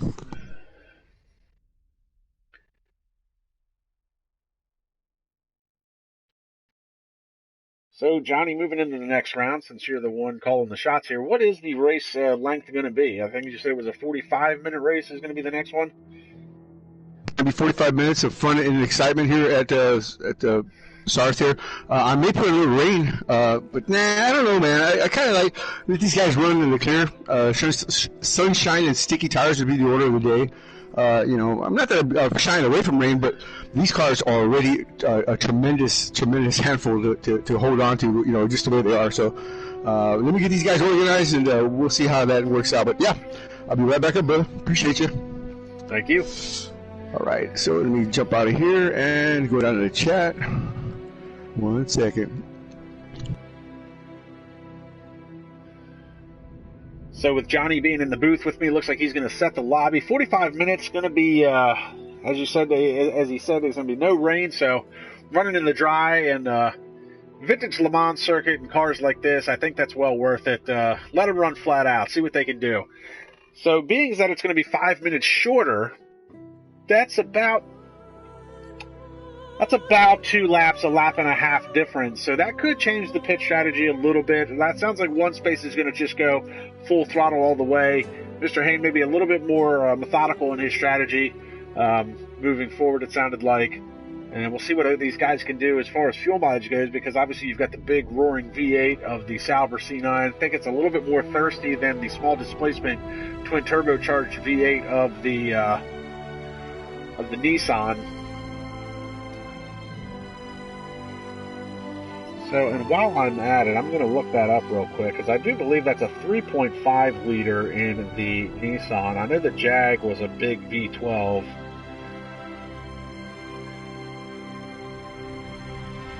So the Nissan 89C.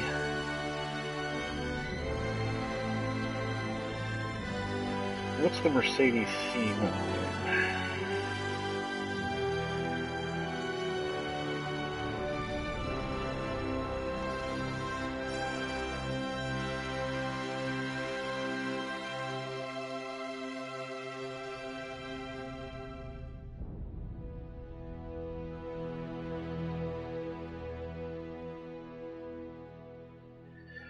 So the Mercedes did have the 5-liter V8, just as I suspected. And it was a twin turbocharged beast of a motor. The Nissan is a 3.5-liter VHZ twin turbo with a VHZ 35, I believe is the engine code.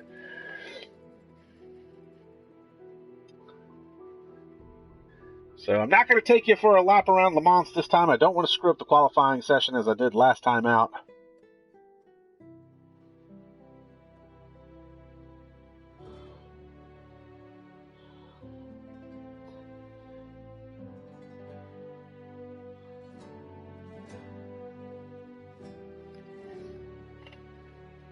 I'm sure Johnny will be back in here just momentarily.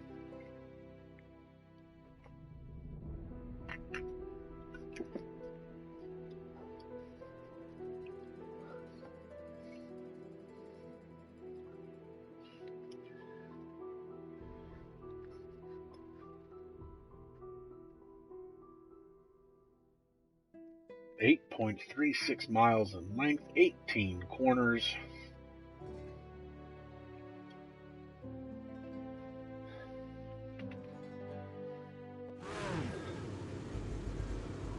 So we are going to retire and spectate.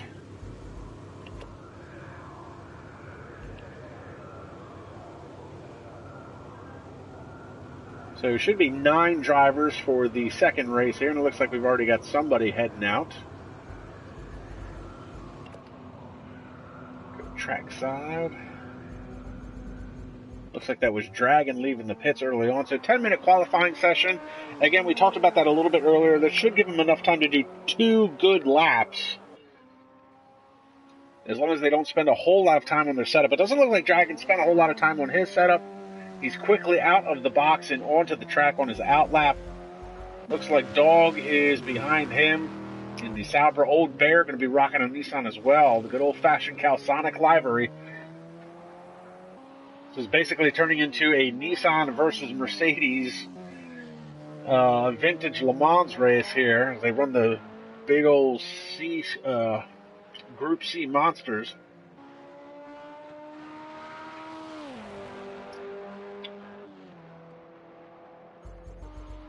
Looks like we've got Daly back out on track.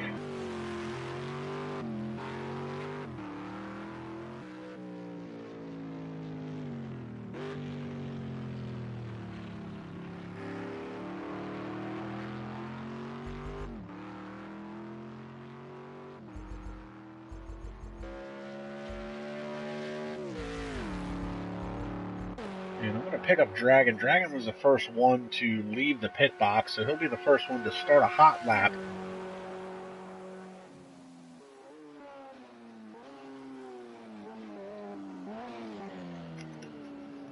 And it's going to be a very, very long out lap.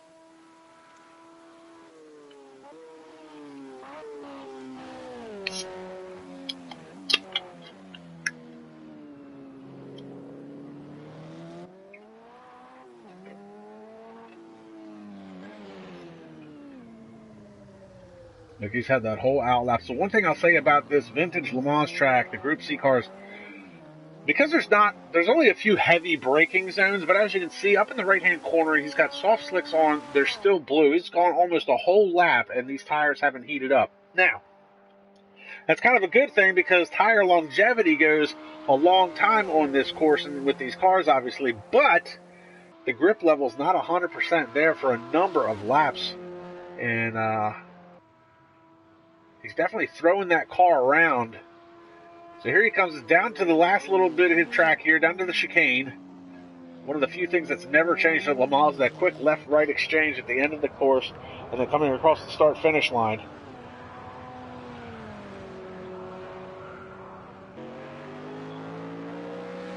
He's flashing his lights as he's coming around to get around one of the Saubers. Oh, and he's into the Armco. Oh, and that is disappointing. That is not how he wanted to start that lap. I don't know who he was trying to get around. That was... looks like that was old... no, that was Dog in the Sauber that he was trying to get around, unfortunately. So too bad for Dragon. He's already put the car into the Armco. Oh, my God. Yeah, Dog is you call a rolling chicane. Or, yeah, he's one of our rookie league members, but everybody's got to start somewhere, man. The guys have been real patient with him, so he's lucky he fell in with us because like I said, some of these guys they really look out for him. So that's all I can say about that. He's a good guy. He takes instruction well, and we'll keep working with him, man. He hasn't fouled out too bad. It's only the Dragon anyway, man. Who cares about the Dragon, man?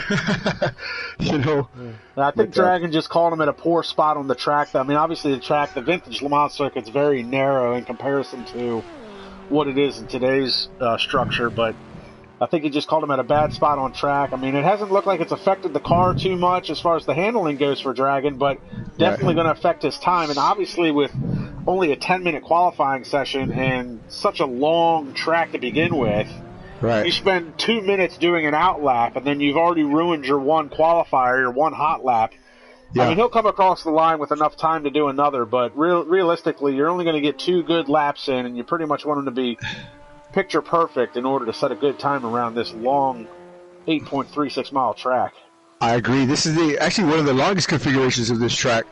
So you know, it's going to be interesting to see, you know, who makes the least mistakes, especially during this, like you said, during this qualifying.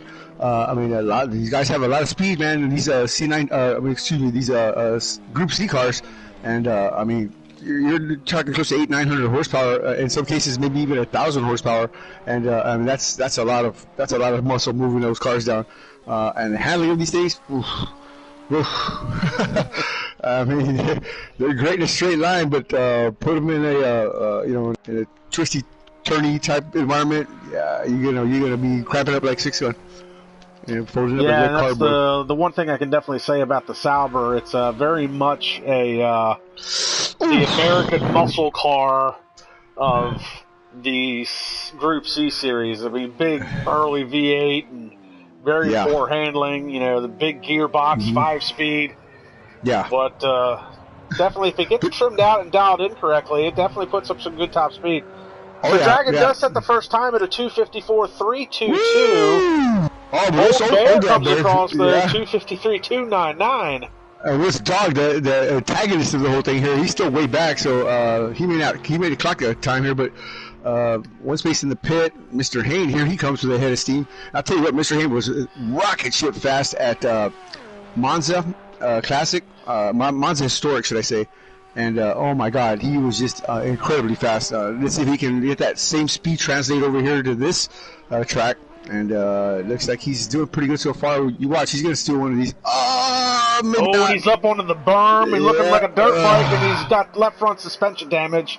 Mr. No. Kind of roll through it with that. Daly sets a time of a 255.520, so he's the first Sauber to set a time. Third quickest so far. All right.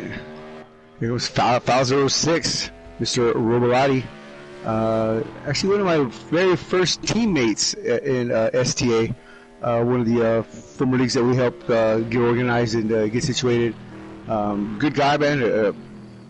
Turned out to be a pretty good friend, and yeah, definitely has a lot of speed. I saw him, you know, languishing around out there in the race world, and I just said, "Let's come on over here and race, Father." So he's here on the track plying his wares. I tell you what, me and this guy used to do the co-op at Formula One. We used to do like 800 laps, man, before any race, dude. I mean, seriously, we would every day, all day long, or after work anyway, and just race until 10, 11 o'clock at night, man. And just do countless laps. Oh, he blew that corner there. I mean, the chicane there, so yeah, he's not going to get a time. He's got one more shot at it. And it looks like Mr. Hayne is actually off the pace a little bit. It looks like he's a little bit more damage on that car than anticipated. So he's not going to be able to. He's going to let one of the Saubers go through. Who's that? That had to be one space. Or Old Bear. Looks like there might have been Dog coming through where Mr. Hayne was. So Dog's going to come across the line. And he's not going to get time because he cut that chicane. So he invalidates his time. So he comes across the time. He's got enough time to run another hot lap. I think they all do. Yeah. It's going to be exciting here because you got the particulars in the pits. Nobody's coming out. These guys aren't going to come out. So they've pretty much folded up. And Mr. Hayne does come across the line with a 3:09.503, obviously well off the pace, especially for him, but good enough for fifth quickest considering a lot of other drivers haven't set a time yet. We're going to pick up Winchester. He's getting ready to come across the line now. I'll tell you what, Winchester is the consummate... and he blows the last corner, almost hit the tire barrier. I was going to say, he's a consummate monkey in the wrench, or the wrench in the monkey, but yeah, this guy right here, boy, he is the... just I don't know what's the word, protagonist, antagonist. I mean, he's out there just to win, man. He doesn't care about nothing else. He'll move you over in a minute. You know, he's the black hat for sure. You know, he's one of the strongest drivers that I know.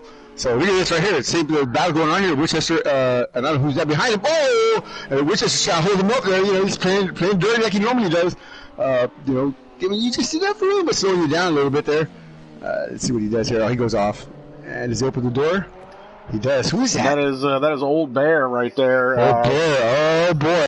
So he could use the slipstream a little bit to his advantage, but he gets a good pick there. Yep, he does. Look at Winchester. Oh, he almost goes across the just taps him. He's in the draft now, so this is going to work out for Winchester as well because he's going to. No, he's not. Look at that. And it looks like Old Bear is walking him right now. Yeah, for sure. Yeah, man, but. Don't give up Winchester because this guy can come out of nowhere, man, and just pull something off. You know, a good podium. He's good wherever he goes. What's that? Okay, flashing underneath the car there. What is that? Fire or something? What is that? Wow. Okay, it's just a reflection. Yeah. Okay. So here he comes. Winchester's not too far. Well, he is. Go ahead. Timing is up in the qualifying session, so the hot laps will count as they come back around. Yes, sir. See, anybody can set a time. We've got a lot of cars that have not set a time. They've been invalidated because of cutting corners, and it looks like some of the guys, one space hasn't even come out of the pits. Nah, he's not going to try to do anything here. I'm watching Rosa 236. He's on his hot lap now, I guess. That's Dog behind him there, but we'll see what Rosa's got cooking. He's still got a minute to go here. Was Mr. Hank cross the stripe yet? He did not. Did he? Oh, wait. Who am I watching here? Here's Rosa. My bad. In the Keanu Reeves car? No, I'm just kidding. I don't know what the hell that car is called. Mr. Hayne, here he comes. He's going to blow a chicane. He does not. He gets a good one here. Good exit. Come on, buddy. Put the spurs here. Up to the top.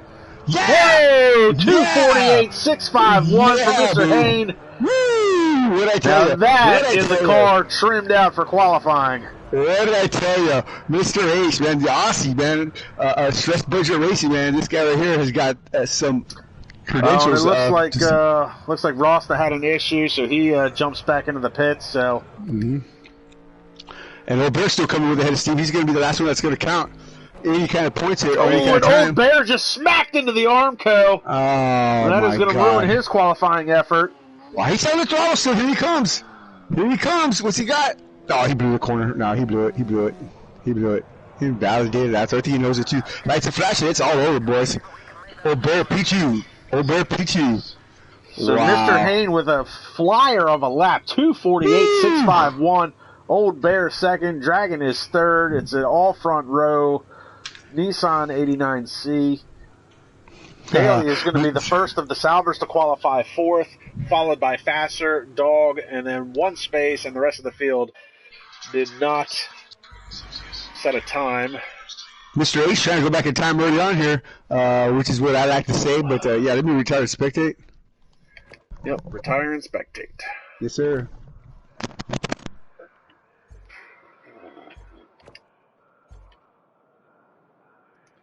So we'll wait for the grid to get set here. While we do that, let me see a quick prayer since I didn't catch one in the first part there, if you don't mind. What's that? The invocation. Can I get one in here? Sure. The invocation, yeah. The prayer. Yeah, absolutely. All right, Father, in the name of Jesus, we just ask for a spirit of camaraderie, a spirit of fellowship amongst these drivers who span your globe, Father. We just ask that the cleansing blood of Jesus wash over their lives, heal this world of this virus, Father. Heal these people, and anybody who they know who is sick or has had contact with this virus, Father. We know that's not from you, so we just ask that your loving light shine upon these men and their families and those who are in their hearts. Father, we just ask for your continued blessings, mercy, and grace. In Jesus' name, amen. All right. Gotta love Jesus, Wallace. He loves Jesus. All right. So now we got our Jesus shirts on. We're ready to go watching some serious racing here at Vintage LeMans. You never raced at this track before? I guess you didn't have the DLC, did you? No, I didn't have the DLC. I did the one lap just to showcase the Vintage LeMans track at the opening of qualifying and then screwed that all up. But no, never raced here before. Was kind of excited to do a lap, even though I did it kind of conservatively and sure.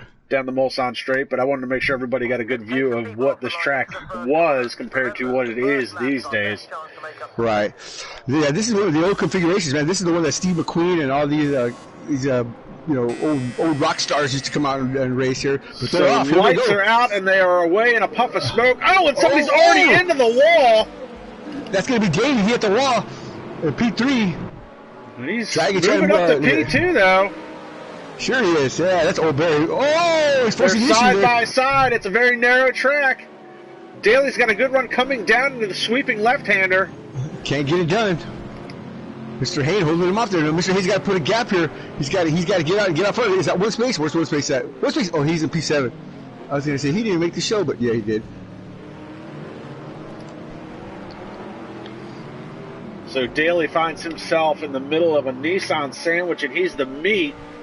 And these guys are going to come swarming on him here in the next couple of seconds because these Nissans are rocket fast.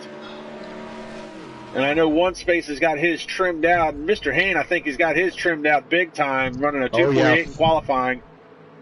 And a great view from the helicopter here as they run down the long Mulsanne straight. Yes, sir. So what takes the P7? Looks like Daly's closing up there because of the slipstream. Daly's going to make a move as he cuts to the inside. He's going to bring another Nissan with him. He's going to bring Old Bear with him.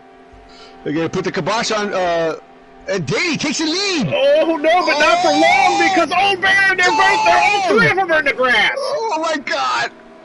Oh, my God. Somehow Old Bear, Daly, and Mr. Hain all hang on to that. Here comes Dragon now, and Daly's back out in front. Daly, Formula One but driver. I think Daly blew the corner. So does Old Bear. Dragon's going to go through. And look, Dog goes around as he tries to get the power down. Mr. Hain comes out of the melee. Your leader. Yeah, baby. And Faster is now running in second. Unbelievable. Oh, my God. He's probably screaming his head off, Ozzy, right? Because he's got and One Space finds himself running in third. He's got Winchester all over the back of him. Yeah, this could be dangerous here. With Winchester now and One Space up front, these guys are not going to play. And Mr. Hain blows the corner. Oh, he's into the berm! Huge crash in Indianapolis for Mr. Hain. Oh, no, and there's another one. There's 4 cars piled in here. 5, 6. What is happening? Oh, my God. I don't know. Oil in the track? I don't know what's happening there. Are they going to restart or what? I don't know. Oh, my God. This is only lap 1, but what a terrible incident here. What is? Oh, my goodness. And they're trying to get the cars turned around. Here's Dog is letting Mr. Hain go by. What? Oh my goodness! Let me go down there. Let me go down there and see what they got going on here. Let me see what they got going on here. Are they still racing? Hang on. They're still moving. They are. Look at One Space. He's gone. Yeah, One Space is off to the races. It's everybody else behind him. 6 cars are going to have to pit. What happened at Indianapolis? It started with Mr. Hain blowing the corner, hitting the Armco, and then flying into the berm, and he was followed by Ryan Wingate, Daly, Old Bear. Everybody just fell into it. They're all going to have to pit. This might be the easiest win that One Space walks away with. This is unbelievable. I can't imagine. I think it's going to be interesting to see how many guys are going to have to make and look, Ryan Wingate's got a pit lane violation, so he's already got a 1-place grid penalty. Mr. Hain runs the fastest lap at a 2:48. That's got to be left over from qualifying, I would imagine. So it looks like Dragon, Faster, and Winchester, somebody stayed out. One Space has pitted from the lead. Why did he pit from the lead? Faster's into the pits. One Space into the pits. Winchester into the pits. Dog coming into the pits. Old Bear coming into the pits. All right, I got a report here. So what happens is apparently they all had a brain fart, and so they were all competing for Ryan Wingate on the biggest crash that they could possibly have. It was like they were all cliff diving or something, whatever. They're like, I can do it better than you.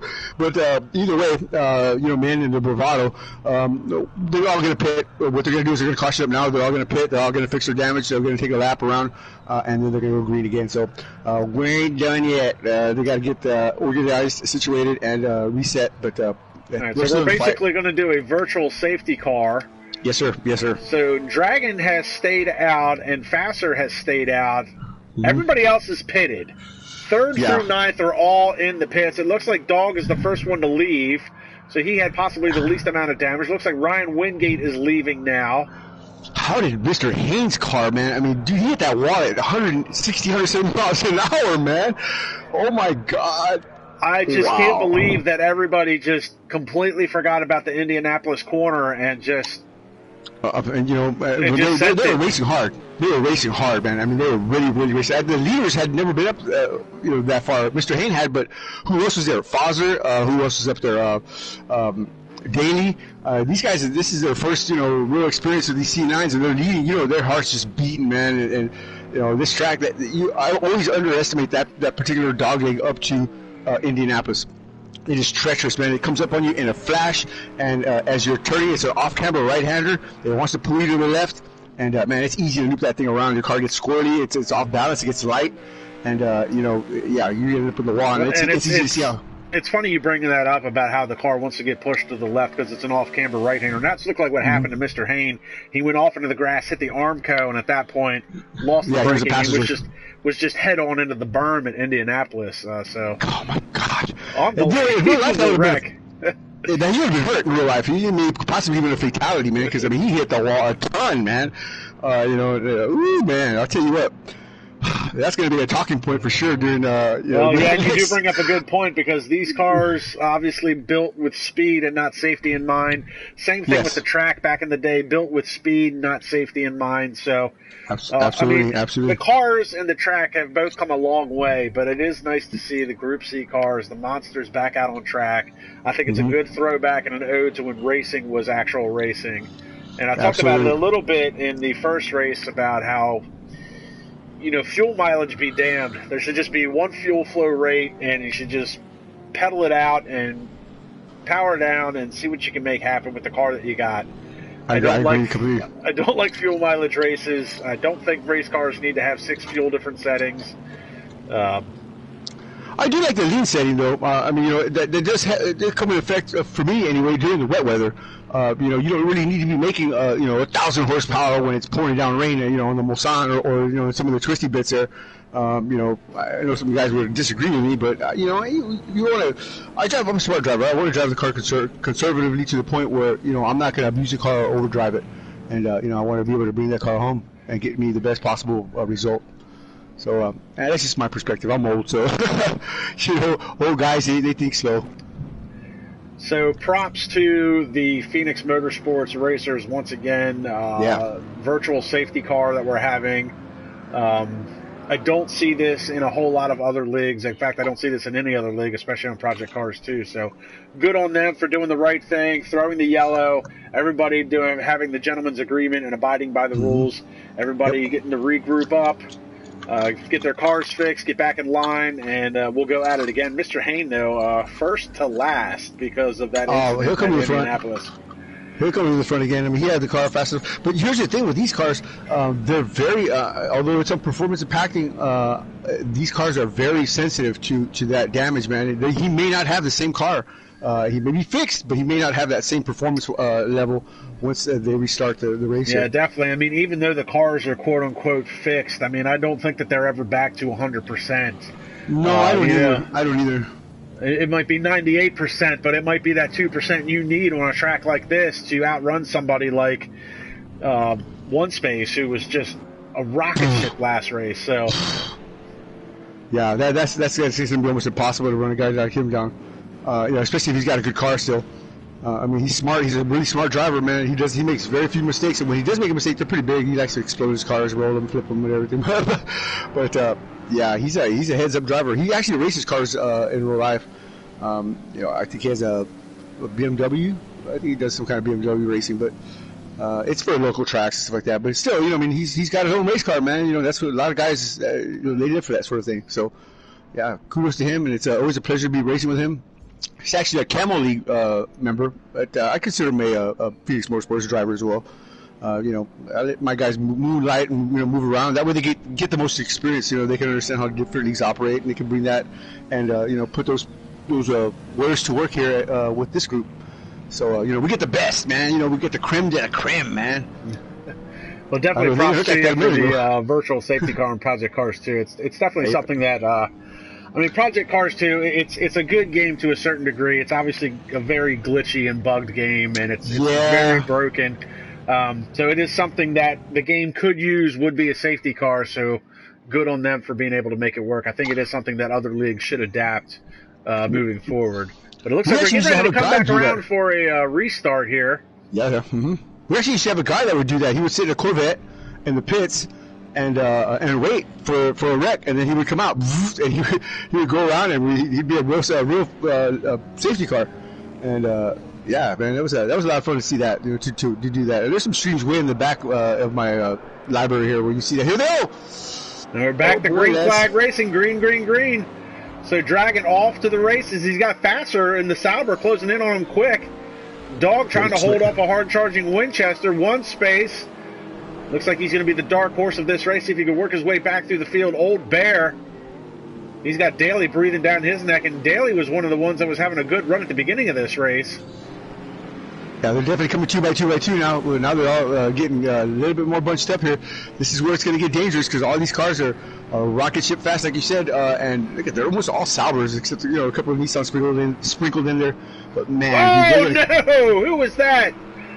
I think that was Daly who put the power down and slammed into the Armco, busted the right side of the car, and I'm sure he's going to be struggling with suspension damage. Ryan Wingate closing in on the back of him.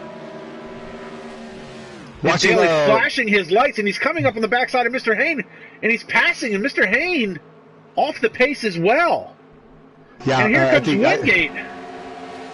Oh, look at Daly's car, man. It's beat down, man. It's already cracked up, and he's still making passes. Wow. I'll tell you, this Daly struggling with the suspension, though. You can see him slogging back and forth. He had 2 off. Somebody had 2 off there. Look at this. Oh. Is he trying to block road stuff? I don't know what he's doing there, but like I said, he's a Formula 1 driver on the 2019 platform. We've got Faster making a move for the lead over Dragon as they head down to the end of the straightaway here. Hard on the brakes. He's got him. Good move by Faster, and he makes the move. Picks his pocket. Dog moving up to third. He's trying to hold off one space. One space comes out of that corner real hard, though. He picks his pocket. Now this is where we had that massive incident, was up at this dog leg here and down into the quick left right-hander. And obviously the right-hander being Indianapolis. And everybody wise to hit their brakes this time. Yeah, we'll see. Oh, it looks like Dog ran wide. He almost ran up into the dirt. This is a very tricky part of the track here, man, because it's so slow, but yet it's so fast at the same time. I mean, it's a, I don't know what's the word, it lulls you into trying to give it a little bit more gas, and that's where you're going to make your mistake. But 506 out in front, baby, yeah. Good job from my old teammate there. And I think another thing with that part of the track, when you come out of Indianapolis and you move down to the next corner, they're very slow corners, and as you said, you want to get back on the power, but when you have a car like the Sauber, it's a torque monster, and you're basically coming out of that corner in first gear. Oh, and 2 cars into the Armco. They both slammed the right side and then the left side. Unbelievable. Dog and Old Bear. Looks like that was Daly. Ryan Wingate trying to come through. Mr. Hayes still in P8. Roasted right in front of him. Dog, Daly, Old Bear, one space. So Old Bear and Daly slammed the wall. Dog might have been involved as well. Ryan Wingate trying to keep his nose clean. What happened to Winchester? Yeah. Winchester had an incident. He was up in the 4th spot. He's all the way back in the 9th. Somebody hit the wall a ton here. Oh, they're around. It's Old Bear. Old Bear around. Yeah, we got a bit of a cluster here now. All these cars are bunched up again. It looked like Winchester lost his rear wing. So I think he might have... He should dive back into the pits, and he is getting into the pits now. Old Bear goes around, so these cars get clumped up once again. And now all of a sudden, Ryan Wingate finds himself running in the 5th spot, trying to get around Dog. Dragon was in P2, now he's in P8. I mean, way down the order here. What happened to Dragon? Did he get in a... I guess he got a spun around as well. So Foster now... Somehow Old Bear has managed to move into the 2nd spot. We've got 3 cars going for the lead here. Let's see what we got here. Oh, and Daly somehow threads the needle up the middle. Oh my God. Unbelievable. Wow. Faster trying to hold on to it. We've got 4 cars going for one spot. 5 cars going for one spot, and the Nissan's off into the grass. Oh my God. What a race. What a race. Look at that. Wow. One space now all over the back of Daly. Somehow Faster's been able to pull out over this battle. It was very tight going through that right-hander. That's one space in Daly. Now, one space is not Old Bear runs a little wide. Ryan Wingate trying to get the power down in the Sauber, but he can't make it happen. One space is not going to play with Daly. He's going to move him out of the way. Watch this. He's going to get him. Yeah, Brian Bedlow not to be trifled with, especially when he's got a head of steam going. He's got the opportunity. When he sees glory, he's going for it, baby. Ooh, look at that! Look at that! He knows Oh no! And into the too much dirt. pressure. Too much pressure. Too Daly much pressure. feeling the pressure, buckles under it, and gives Yep. the spot away to one space. And that's Indianapolis calling out another driver tonight. That's right. Yeah, too much pressure there from one space. I'm telling you, man, Brian Bellow's tough, man. Even without touching this contact back here. Mr. Haynes trying to work his way through here. And Mr. Haynes They're all struggling doing better, man. after setting a blistering lap time in qualifying. He's obviously had the incident leading the race in Indianapolis, and he hasn't been able to recover. It's as you said, even though they fixed the car, it's like it's not going to be the same as it was at the beginning of the race, and he's definitely finding himself off the pace a little bit. Well, these cars could be breaking loose. They could get tightened up. I mean, anything can happen with these cars, man. They're so unpredictable, man. They're so mechanical reliant that I mean, you know, it's just it's a guess, man. You know, they put it together right. They're just really sensitive cars. And looking as they get through the chicane there, most of them get through pretty cleanly. Who's coming off, peeling off here? That's going to be a roast to peel off. Oh, and he misses the pit. Somebody misses the pit there. That was, who was that? Looks like that was Dog. It looks like he wanted to try and get into the pits, but lost the back end of the car a little bit. So Old Bear dragging head into the pits. Winchester, who is well back in 9th spot. Yeah, but they still got 27 minutes to go. The game is afoot now, and now they're separating. So, and it looks like Winchester might be having, well, maybe it's my internet, but right now Winchester's car is levitating above the track. Oh, yeah, it's doing that. Yeah, I see that. Yeah, he's got the land speeder here. Sponsored by Star Wars. He does kind of look like a. And here comes Daly. He's flashing his lights at one space. He's looking to make the move and blows by him. Belo's just gonna now watch Belo. He's gonna do the same thing. He'll put some serious pressure on you with his lights, man. Look at this. Look at Davey shaking and quaking, boy. And look at that. He's snaking back and forth, trying to break up the slipstream. Yeah. But one space is there. Yeah, Belo's not gonna shake him, man. He's not gonna. I gotta tell you, it's nice to see the Saubers trimmed out a little bit this time. The Saubers looking a lot more competitive this race than they were last race. One space flashing his lights to the inside, under braking. Wow. Fantastic driving there from one space. Gets it done, baby. Great pass. Daly gonna fall back into the second spot. Ryan Wingate has found himself running in third. Good for him. Yeah, baby. He has kept his nose clean through most of the melees throughout the course of this race, so good on him. Sponsored by Dow Gasworks. Go to the Dow Gasworks Facebook page and buy up some stuff there, man. It's not the D-O-W, Wallace. It's T-A-O, Dow, like Taoism. But that's his wife's page, and I'm sure she'd appreciate you stopping by. Oh, and Daly again into the berm at Indianapolis. I'm telling you, man, it's easy to misjudge that corner, man. You know, you forget about it. And he's definitely got some suspension damage now. He is really having a hard time trying to keep control of that car. So Ryan Wingate. Look at Dog, no lights, smashing the walls and stuff like that. These guys need to get their lights going. We just picked up Dog, and he is into the dirt as well in Indianapolis. So Indianapolis has now become Calamity Corner this race. Absolutely. Yeah, Dog's car is beat down and battered there. Somehow Daly has managed to gap Ryan Wingate, even with all that damage. Can you believe that? So Daly must have that car really, really trimmed out. Boost pressure up to 100% because he is flying on the straightaways, struggling mightily in the corners, though. And we'll see if he dives into the pits coming out here on the front stretch. And one space goes into the pits. Daly stays out with all that damage. Where's and Ryan Wingate stays out, so that's going to move him into the second spot. Yeah, baby. Yeah, baby. 25 minutes left to play in the session here. I'm loving it.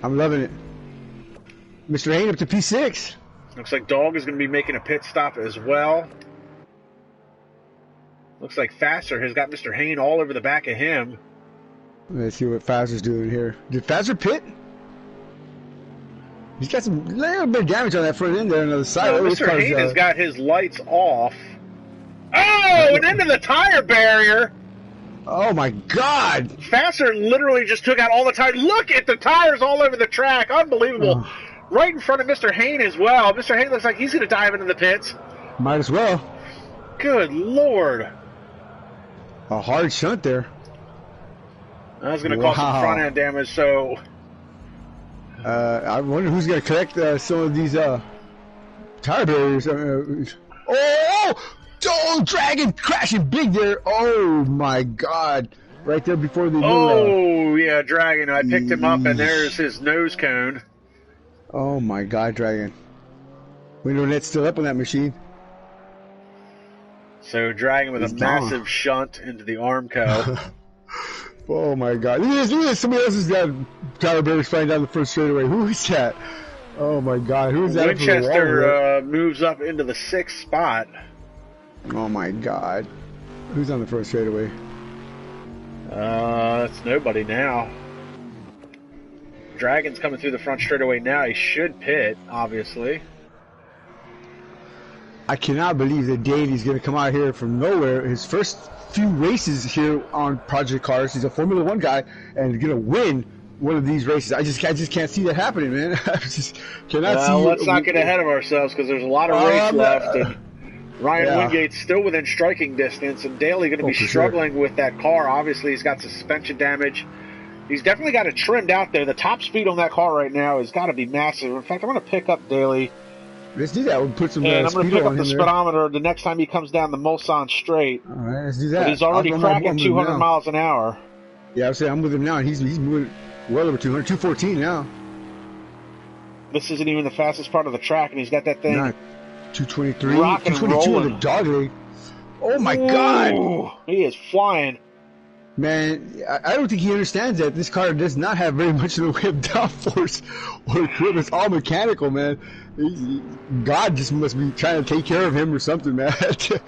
You know, Dave, I know you don't understand this car, son. Let me say it from yourself. You see him flashing his lights as he comes across the line as to say hello to the crowd. Yeah. Oh, yeah. He's really on the move. I got to hand it to him. He's got this car trimmed out. He's flying, hanging on to it with all that suspension damage. I'll tell you what. Let's take a Ministry of Speed, Phoenix Motorsports, crank it up with Daly, the wild man from Scotland, and see what he's got cooking in the oven of speed. How about that? We'll go onto the roof cam as we ride along with him for the crank it up. There you go. Oh my God, this car's...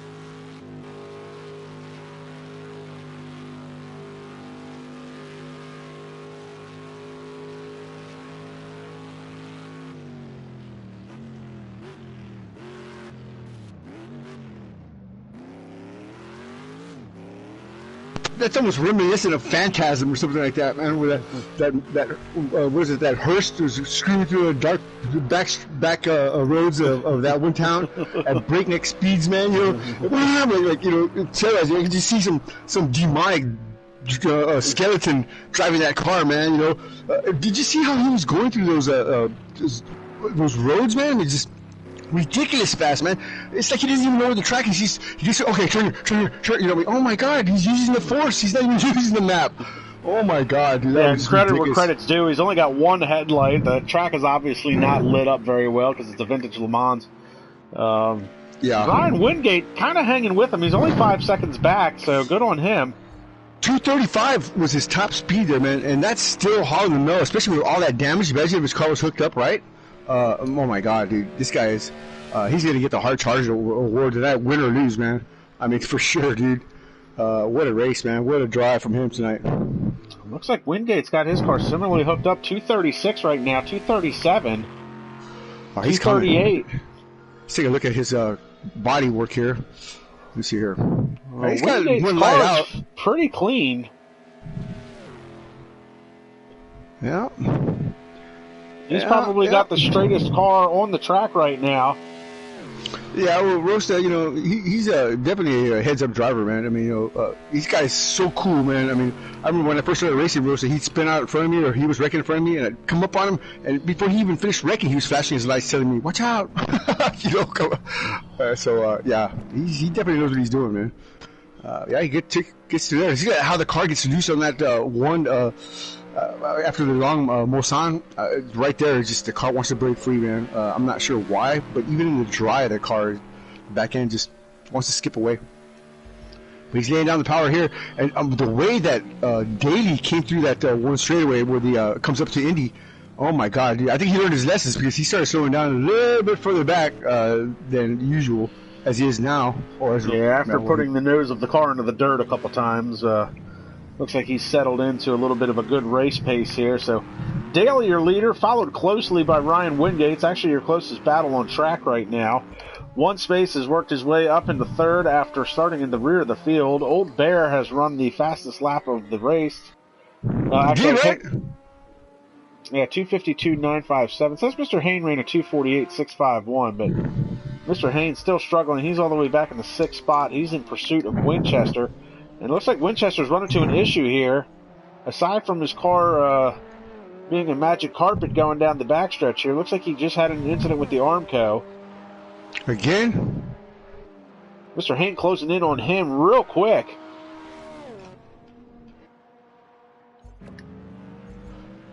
Yeah, Mr. Hain's car looks like he's... it looks like Daly finally dives into the pit, so that's going to hand the lead over to Ryan Wingate. But we're watching the battle for 5th right now. Gotta love it. Gotta love it. Rosa 236, a very, very astute driver. Let's see what he's got cooking in the oven of speed here. So, yeah, good on Ryan, man. Again, like I said, Ryan's a sponsored driver from Dow Glassworks. Stop by the... Oh, he's around! Oh, my God! He gets a 0 and an F and a black mark by his... by his little schoolboard there. What the heck, Ryan, man? You know, gave Ryan the old commentator's curse. We started praising him, and then he blows the corner. But he didn't hit anything, so no damage done to the car. I'm going to tell the story like I always do. Ever since I've known Ryan, he listens to the streams, while he's racing.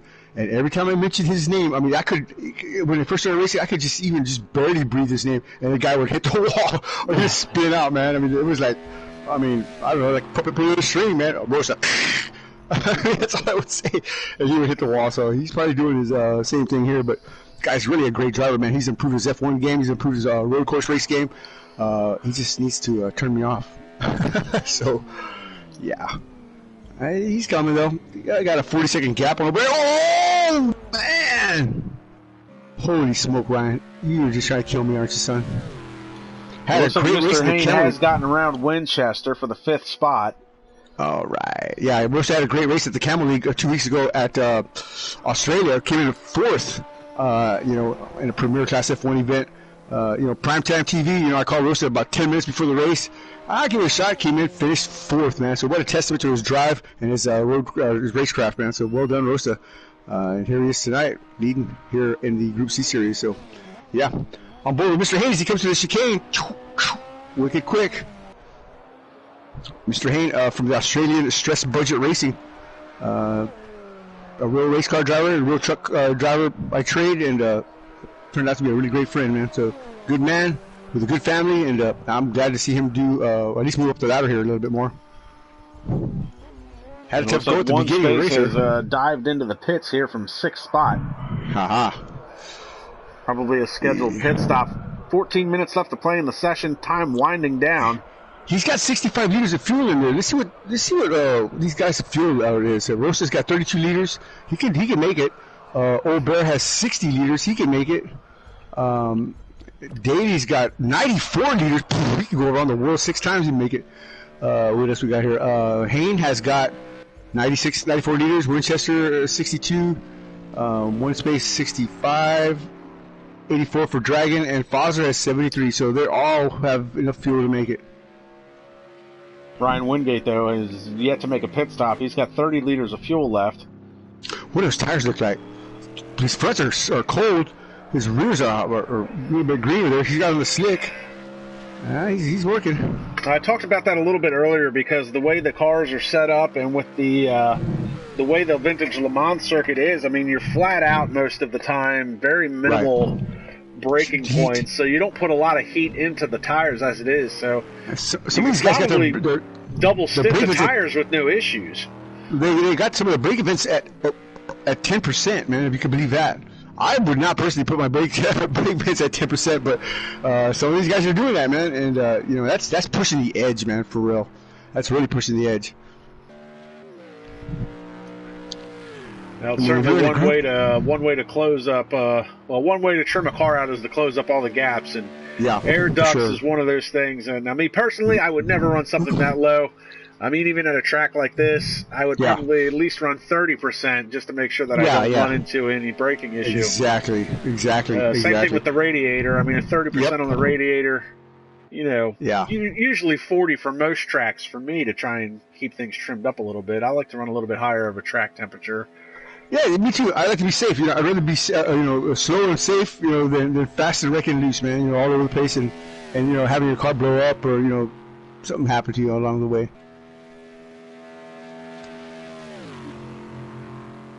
But the game is afoot here with Brian Wingate. You can see that the tire temperatures actually go down under that long straightaway.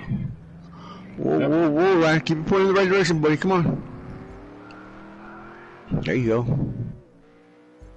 Yeah, I'm liking what I see here with Rosa's run. Like I said, he's quick, man. He's quick. He just needs to remain focused, remain calm, and bring it to the house. 11 minutes to go. He's got plenty of gas. Ryan and electricity, so just relax, son. Just relax, buddy. You've been doing slow down. Don't. Oh. Easy. Now he's gonna get choppy now. Don't think about it, man. Just relax, man. You say plenty of gas, but he has burned up 7 liters just on this lap. Yeah, it's just all that choppiness. He's not smooth anymore, man. His tires are going out on him. So your tires are going out. If you're not gonna pit, you switch to lean, man. Drop it down to lean.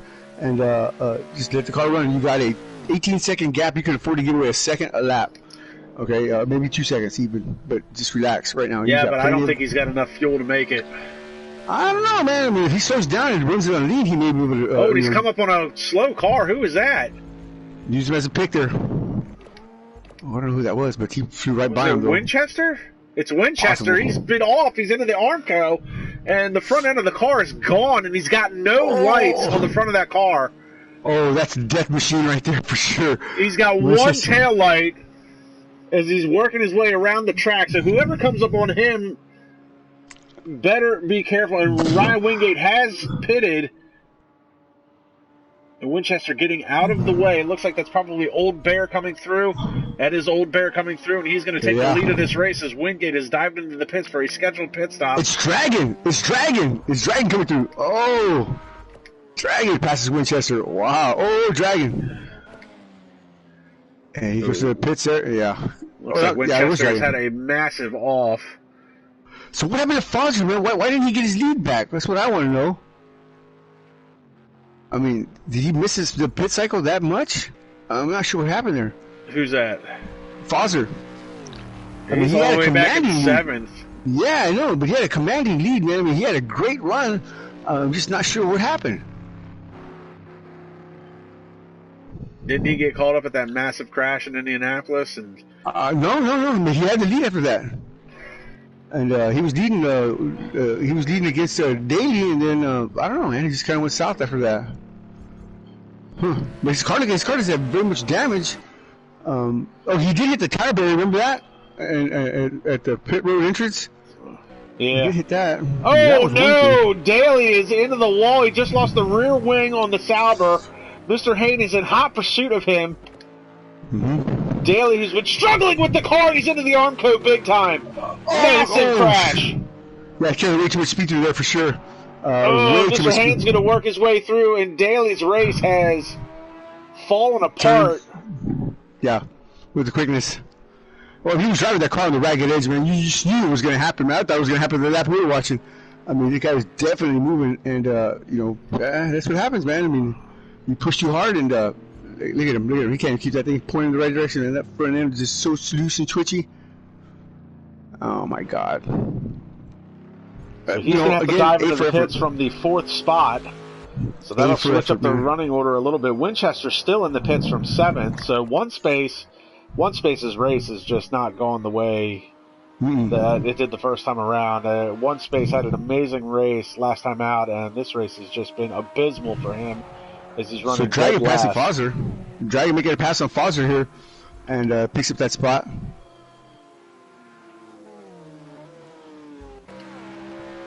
And Foster just not able to find the speed in the car that he had earlier this race. I mean, the car's been in the pits. Now, he was moving earlier, man, and yeah. So Winchester in. I mean, Foster's got the car. I mean, it's cranked up. It's creeping up on 240, but he just, Dragon made the pass, and it looks like we've got one of the Double Nissans stack that's here. going around. What happened here? We're going to double stack here. Okay, never mind. I was going to say Winchester. Well, I don't know. I can't even explain this. This is odd. But yeah, we said Winchester's on. No, Hold on. it was one of the Nissans that's going around. Old Bear me. P1, bless you. Old Bear in P1 now, and Rosa 236 down to P2 after a pit. He did pit, didn't he? Let me see here. Wait. Yeah, he did. He's got 40 liters of fuel. Wait. Yeah, he's got 46 liters of fuel. So Rosa did pit. Took a splash and go. So he didn't take it long. He stopped, but he gave him some position here. Now, Old Bear is going to be a lot easier to get around. Well, not really, but then maybe. And One somebody's Space or around on somebody the else. front stretch trying to get into the pits. Who was that?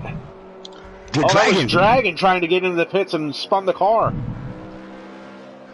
So Rosa is 6 seconds back. Mr. Hayne on the podium now, a minute and 3 seconds back. So Rosa has no pressure. 6 minutes to go for Mr. Hayne. So this is all Rosa right here. He's got to just run down Old Bear with a 5 second gap. He's got it now down to 4 and take that spot, pick his pocket. Man, he's an old man. Rosa, go take it from him. He's slowly Mr. Hayne, responsible. after having that massive crash at Indianapolis at the beginning of this race, it really started the whole melee. Finds himself back into the 3rd spot, so good on Yes, him. sir. Yes, sir. Yeah, he's looking good there. But let's see here. Old Bear, 6 second gap. Now he's opened up. Come on, Rosa. You got to put the spurs to her, man. You got to put the spurs to her now, man. Bring this thing to the house. Let's go on board with Ryan. See if he makes any mistakes here. 7 seconds. Come on, man. That's not how you do it. That Nissan's not that fast. You got the faster car, man. Come on. 7.4. That's not him in front of him. That's a pick. So you got to use this guy in front of you here, man. Use him as a pick, man. You get that arrow pull. Come on, Ryan. 7.4. That's where it's pretty much balanced out at. I mean, did you hear that one note on Daly's car, man? The whole way down that Mulsanne? Yeah, I mean, just cranking it, man.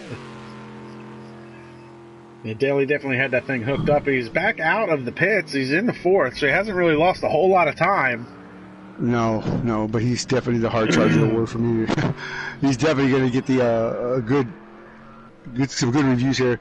Now, Rosta's got some cars in front of him here that he could use. Now, 5 seconds is the gap as Old Bear is being held up by some lap traffic. So this could work in Wingate's favor. Looks like here. that's actually Daly is that lap car. Yeah, oh, that's right. You're sure right. So that is Old Bear leading in the Nissan. Daly is in 4. Oh, we got a Nissan into the berm there. Who That's is Winchester? that? Not sure. Hang on. Yep, Winchester again into the dirt here in Indianapolis. Gets out of the way. So I wonder if Daly will help out his Mercedes Sauber C9 brethren here. Hell no. Hell no. Hell no. He's in it to win it, baby. He ain't trying to have nobody out. Well, Daly is running in 4th. He's essentially a lap down to Old Bear. He lost a little bit of time in Indianapolis because of the off car of Winchester, so be interesting to see if Daly slows down a little bit to let Ryan Wingate catch up and let Ryan slipstream off of him, close that gap up to Old Bear.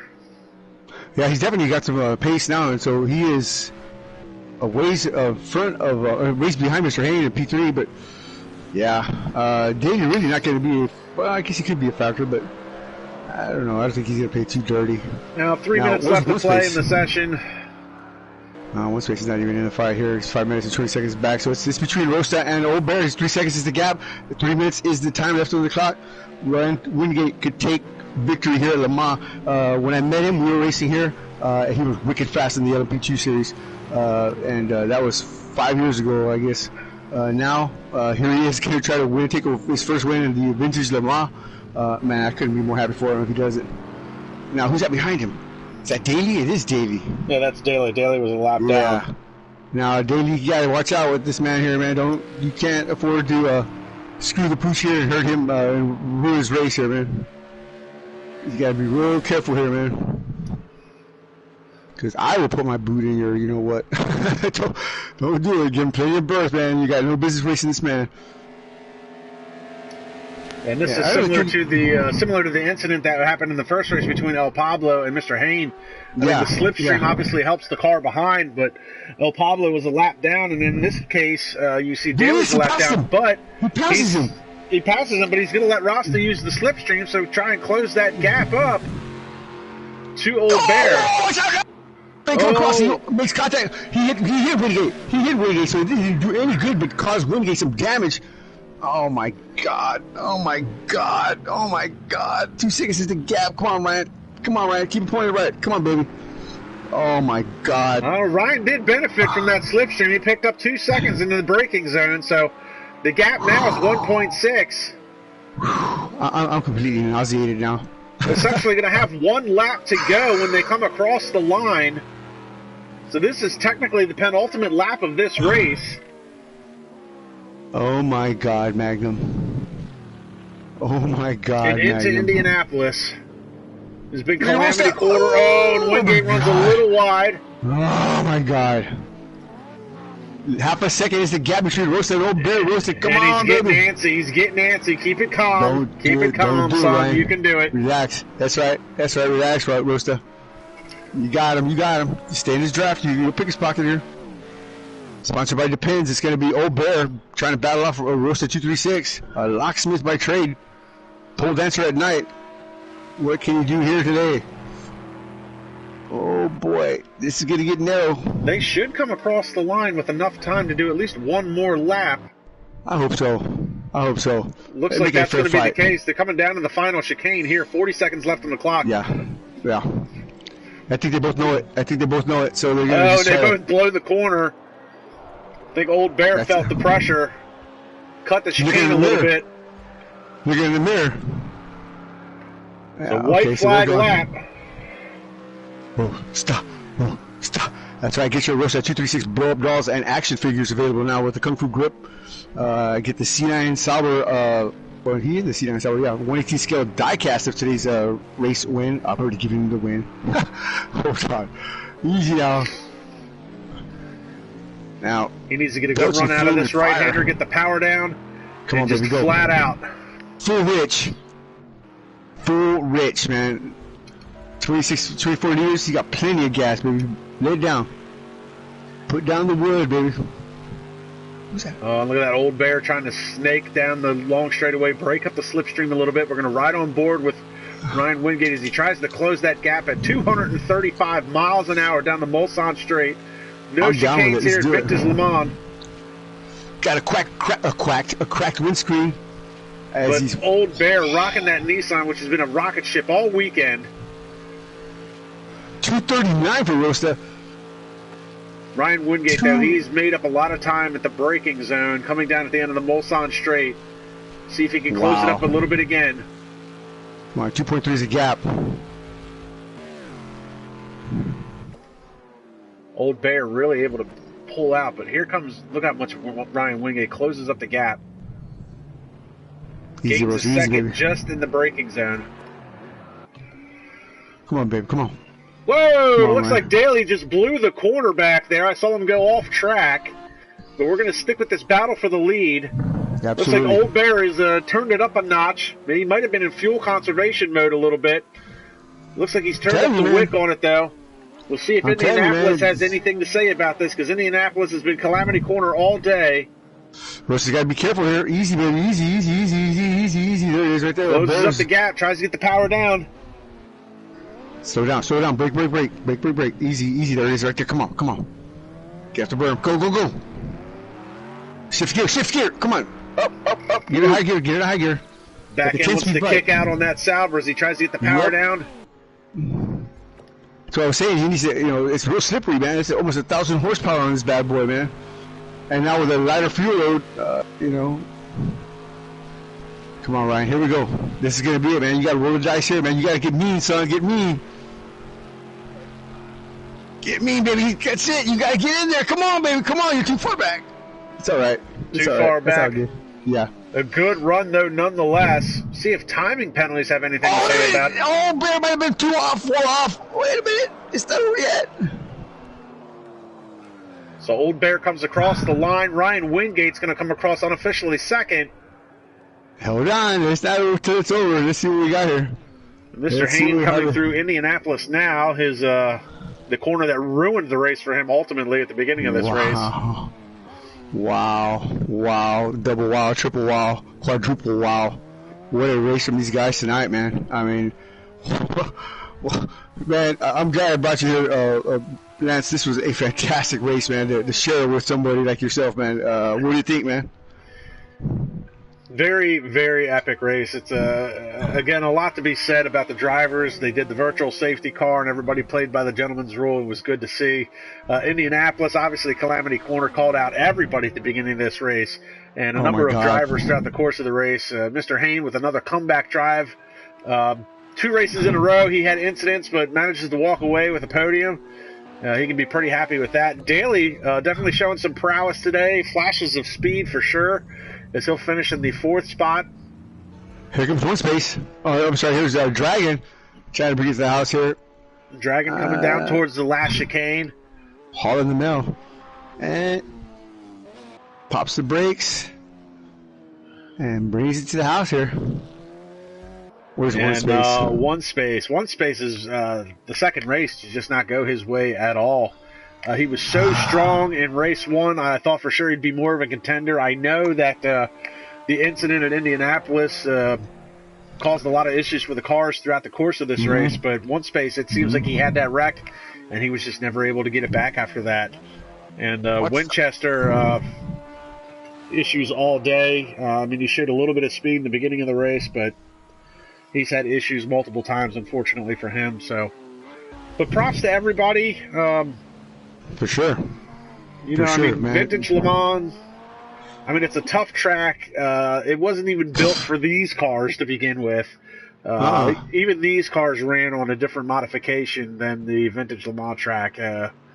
So. Oh, it broke me down, man. It broke me down. It made me say, Uncle Baby, I know that, because that was just one heck of a tough race for me, man.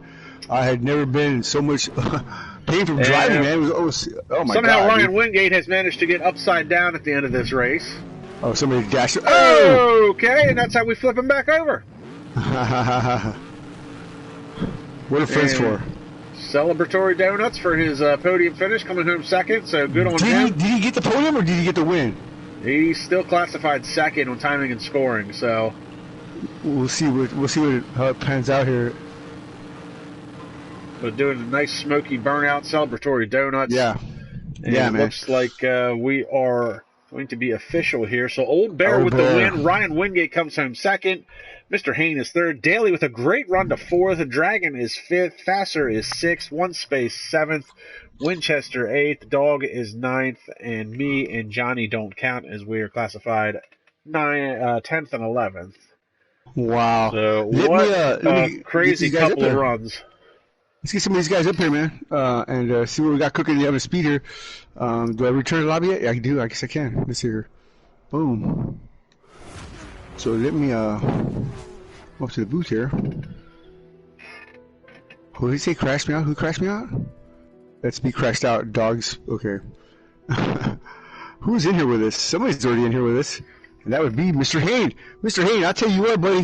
Before I start interviewing you, let me get some of these guys in here. But take a breath, man, because you're going to have to do some talking here, man. That was man. I'll tell you what a race. He might have his thing switched over to game chat, so. Yeah. Yeah, hey, give us a second here. Give us a second here. We'll interview you because we can't do that when we're inviting people up here. So hang on one There's second. Mr. Hain. Yeah, he's in here. Daly. Hang on. Yeah, I want to talk to him. Daly. Did he get a, let me see, where's he at? He's gone.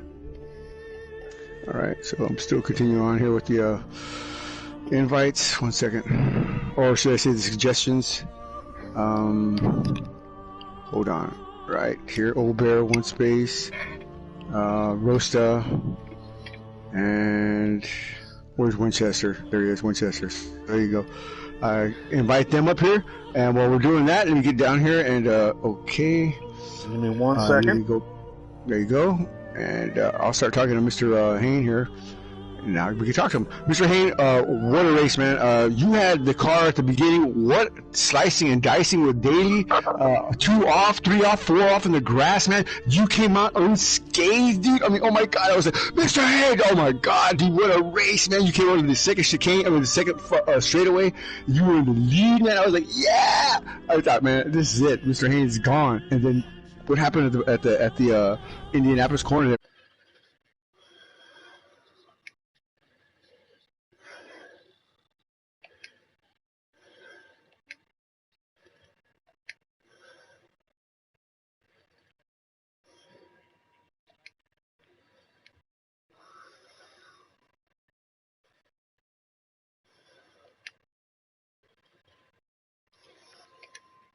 Right, oh yeah.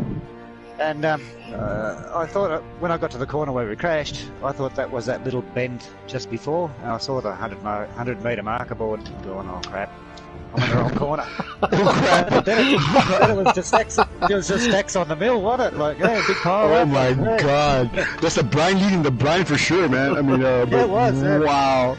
I mean, Yeah, they all followed me, didn't they? Yeah, at speed too. That's what was freaking me and Lance out, man. Like, what are you doing, man? They're all committing like virtual suicide, man. But oh my God, you guys would. I can't believe that, man. The quality drivers making a mental error like that, man. That just shows the amount of concentration you guys need to stay focused on this track. But Mr. Hain, again, a rough go after that, man. Your car just was never the same after that. Is that correct? Yeah, wasn't too bad. I dinged it there one spot that made it a little bit ordinary. But they're really hard to drive. Like, you only got to have a little lapse or just a little slide, not quick enough to catch it, and around they go. Yeah. They Well, end up with stuff and do damage to themselves and all that sort of stuff. But you had to set it up. You had to in really high in order to keep up with one space and those guys from the first race. Is that basically what you did for the second race, man? Was just lean that thing out and trim it all out? You drop the downforce and.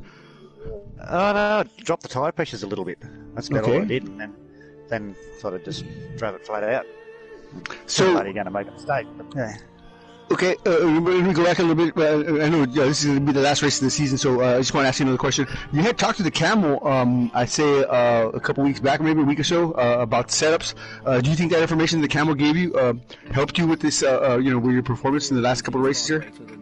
Yeah, for sure. Camel was pretty helpful there. He sort of gave us a bit of a framework for working out what reaction you get from the car if you change different things.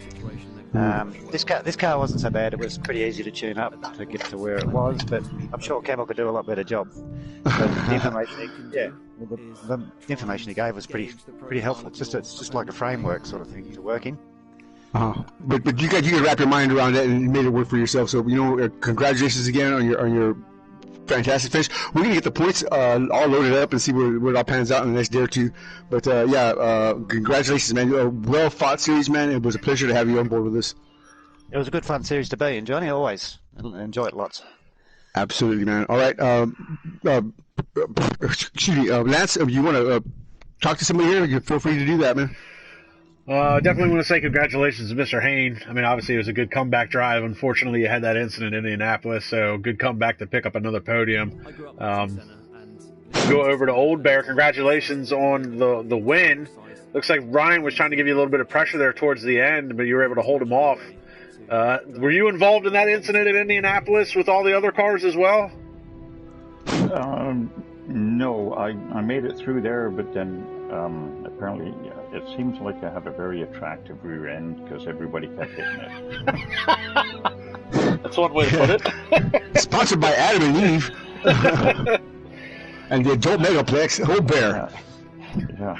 Yeah, I must have got about 4 times. But anyway, yeah, I mean, it's the first 2-lap drama. Made for good viewing, I guess. But, well, you had a lot of speed in that car. Yeah, a lot of speed in that car, Aubert. I mean, a lot of speed in that car, man. I mean, did you have issues with any particular driver in making passes around them? Or I mean, because you had drama in front of you all the time. Go ahead, I'm sorry. Yeah, no, that's actually... One Space was kind enough to have his crew work on my car and give me nice. Yeah. Ben was throwing a beer at you right now in his mind. Go ahead. Oh my God. And then, I did well. Then I forget who it was. I was right behind somebody, and they say don't look at where you don't want to go. Well, the guy ahead of me hit the guardrail, and I followed him right in it. Then he ricocheted over to the other side, and I followed him over there. It reminded of LeMans there, when Steve McQueen bounced off the guardrail. So, this is how it feels. Yeah, I did one lap, and I thought, okay, no, I'm losing way too much speed. So I'm just going to have to bite the bullet and pit.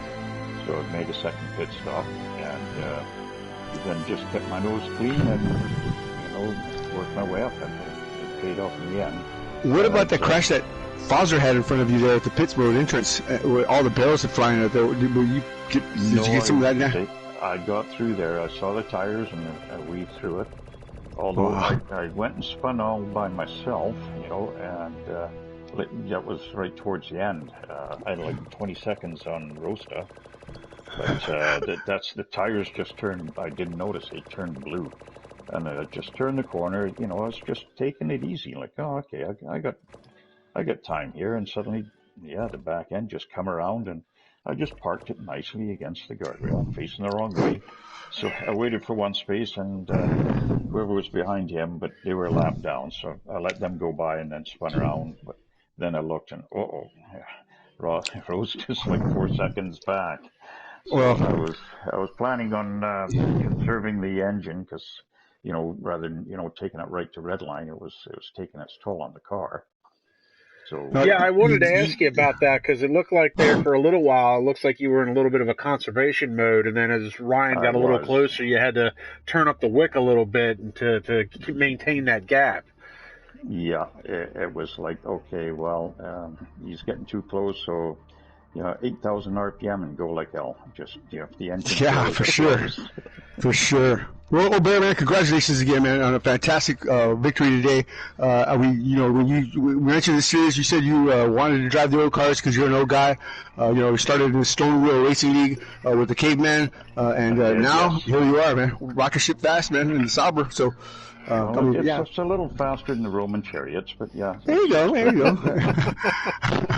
you go, man. Old Bear, 892 years old and still kicking ass on the track, man. Good job, man. Thanks. All right. Dogs wanted me to mention his podium that he got in last race. We can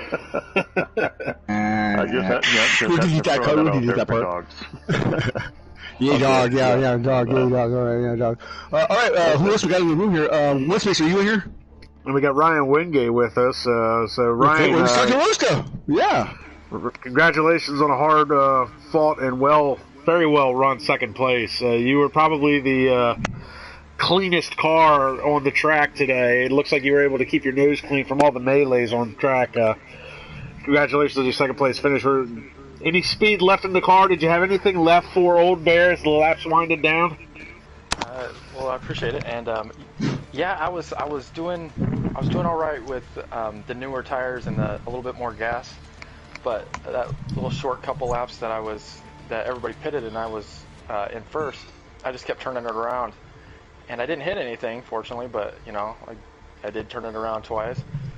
So I figured I should pit, and I think I had a little damage, so I got that fixed. But the later half of the race, it was real good. I was starting to figure it out. It was still just brutal trying to get it, to slow down and get around the corners. But I didn't know what had happened to Old Bear, but I saw that I had gotten a little closer, and so I started trying to push it a little bit, and got close at the end. But even if I was closer, I don't know how I got around him. But it turned into a good race.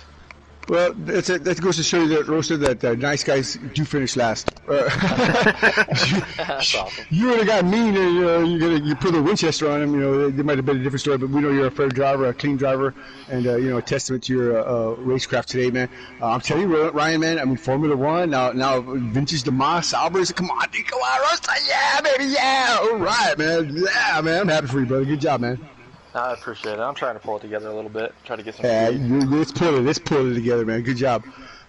Did Daly come here? Let's talk to Daly, man. Daly, are you in here? No, I don't think anybody else is in here. All right, well, then, it is what it is, man. Well, I'll tell you what. Well, okay, whatever. Well, Fox, what do you think, man? I know you didn't see the whole series, but it kind of make you want to go watch some of the old streams and see what they got going there, huh? Yeah, I mean, it's nice to see the Group C cars out on track. I mean, there's a lot of racing leagues out there, but a lot of them are all doing a lot of the same things. So Phoenix definitely, switching it up a little bit with the Group C cars and the Vintage Le Mans circuit to end the season is definitely good seeing. And I do want to say props to the drivers with the virtual safety car.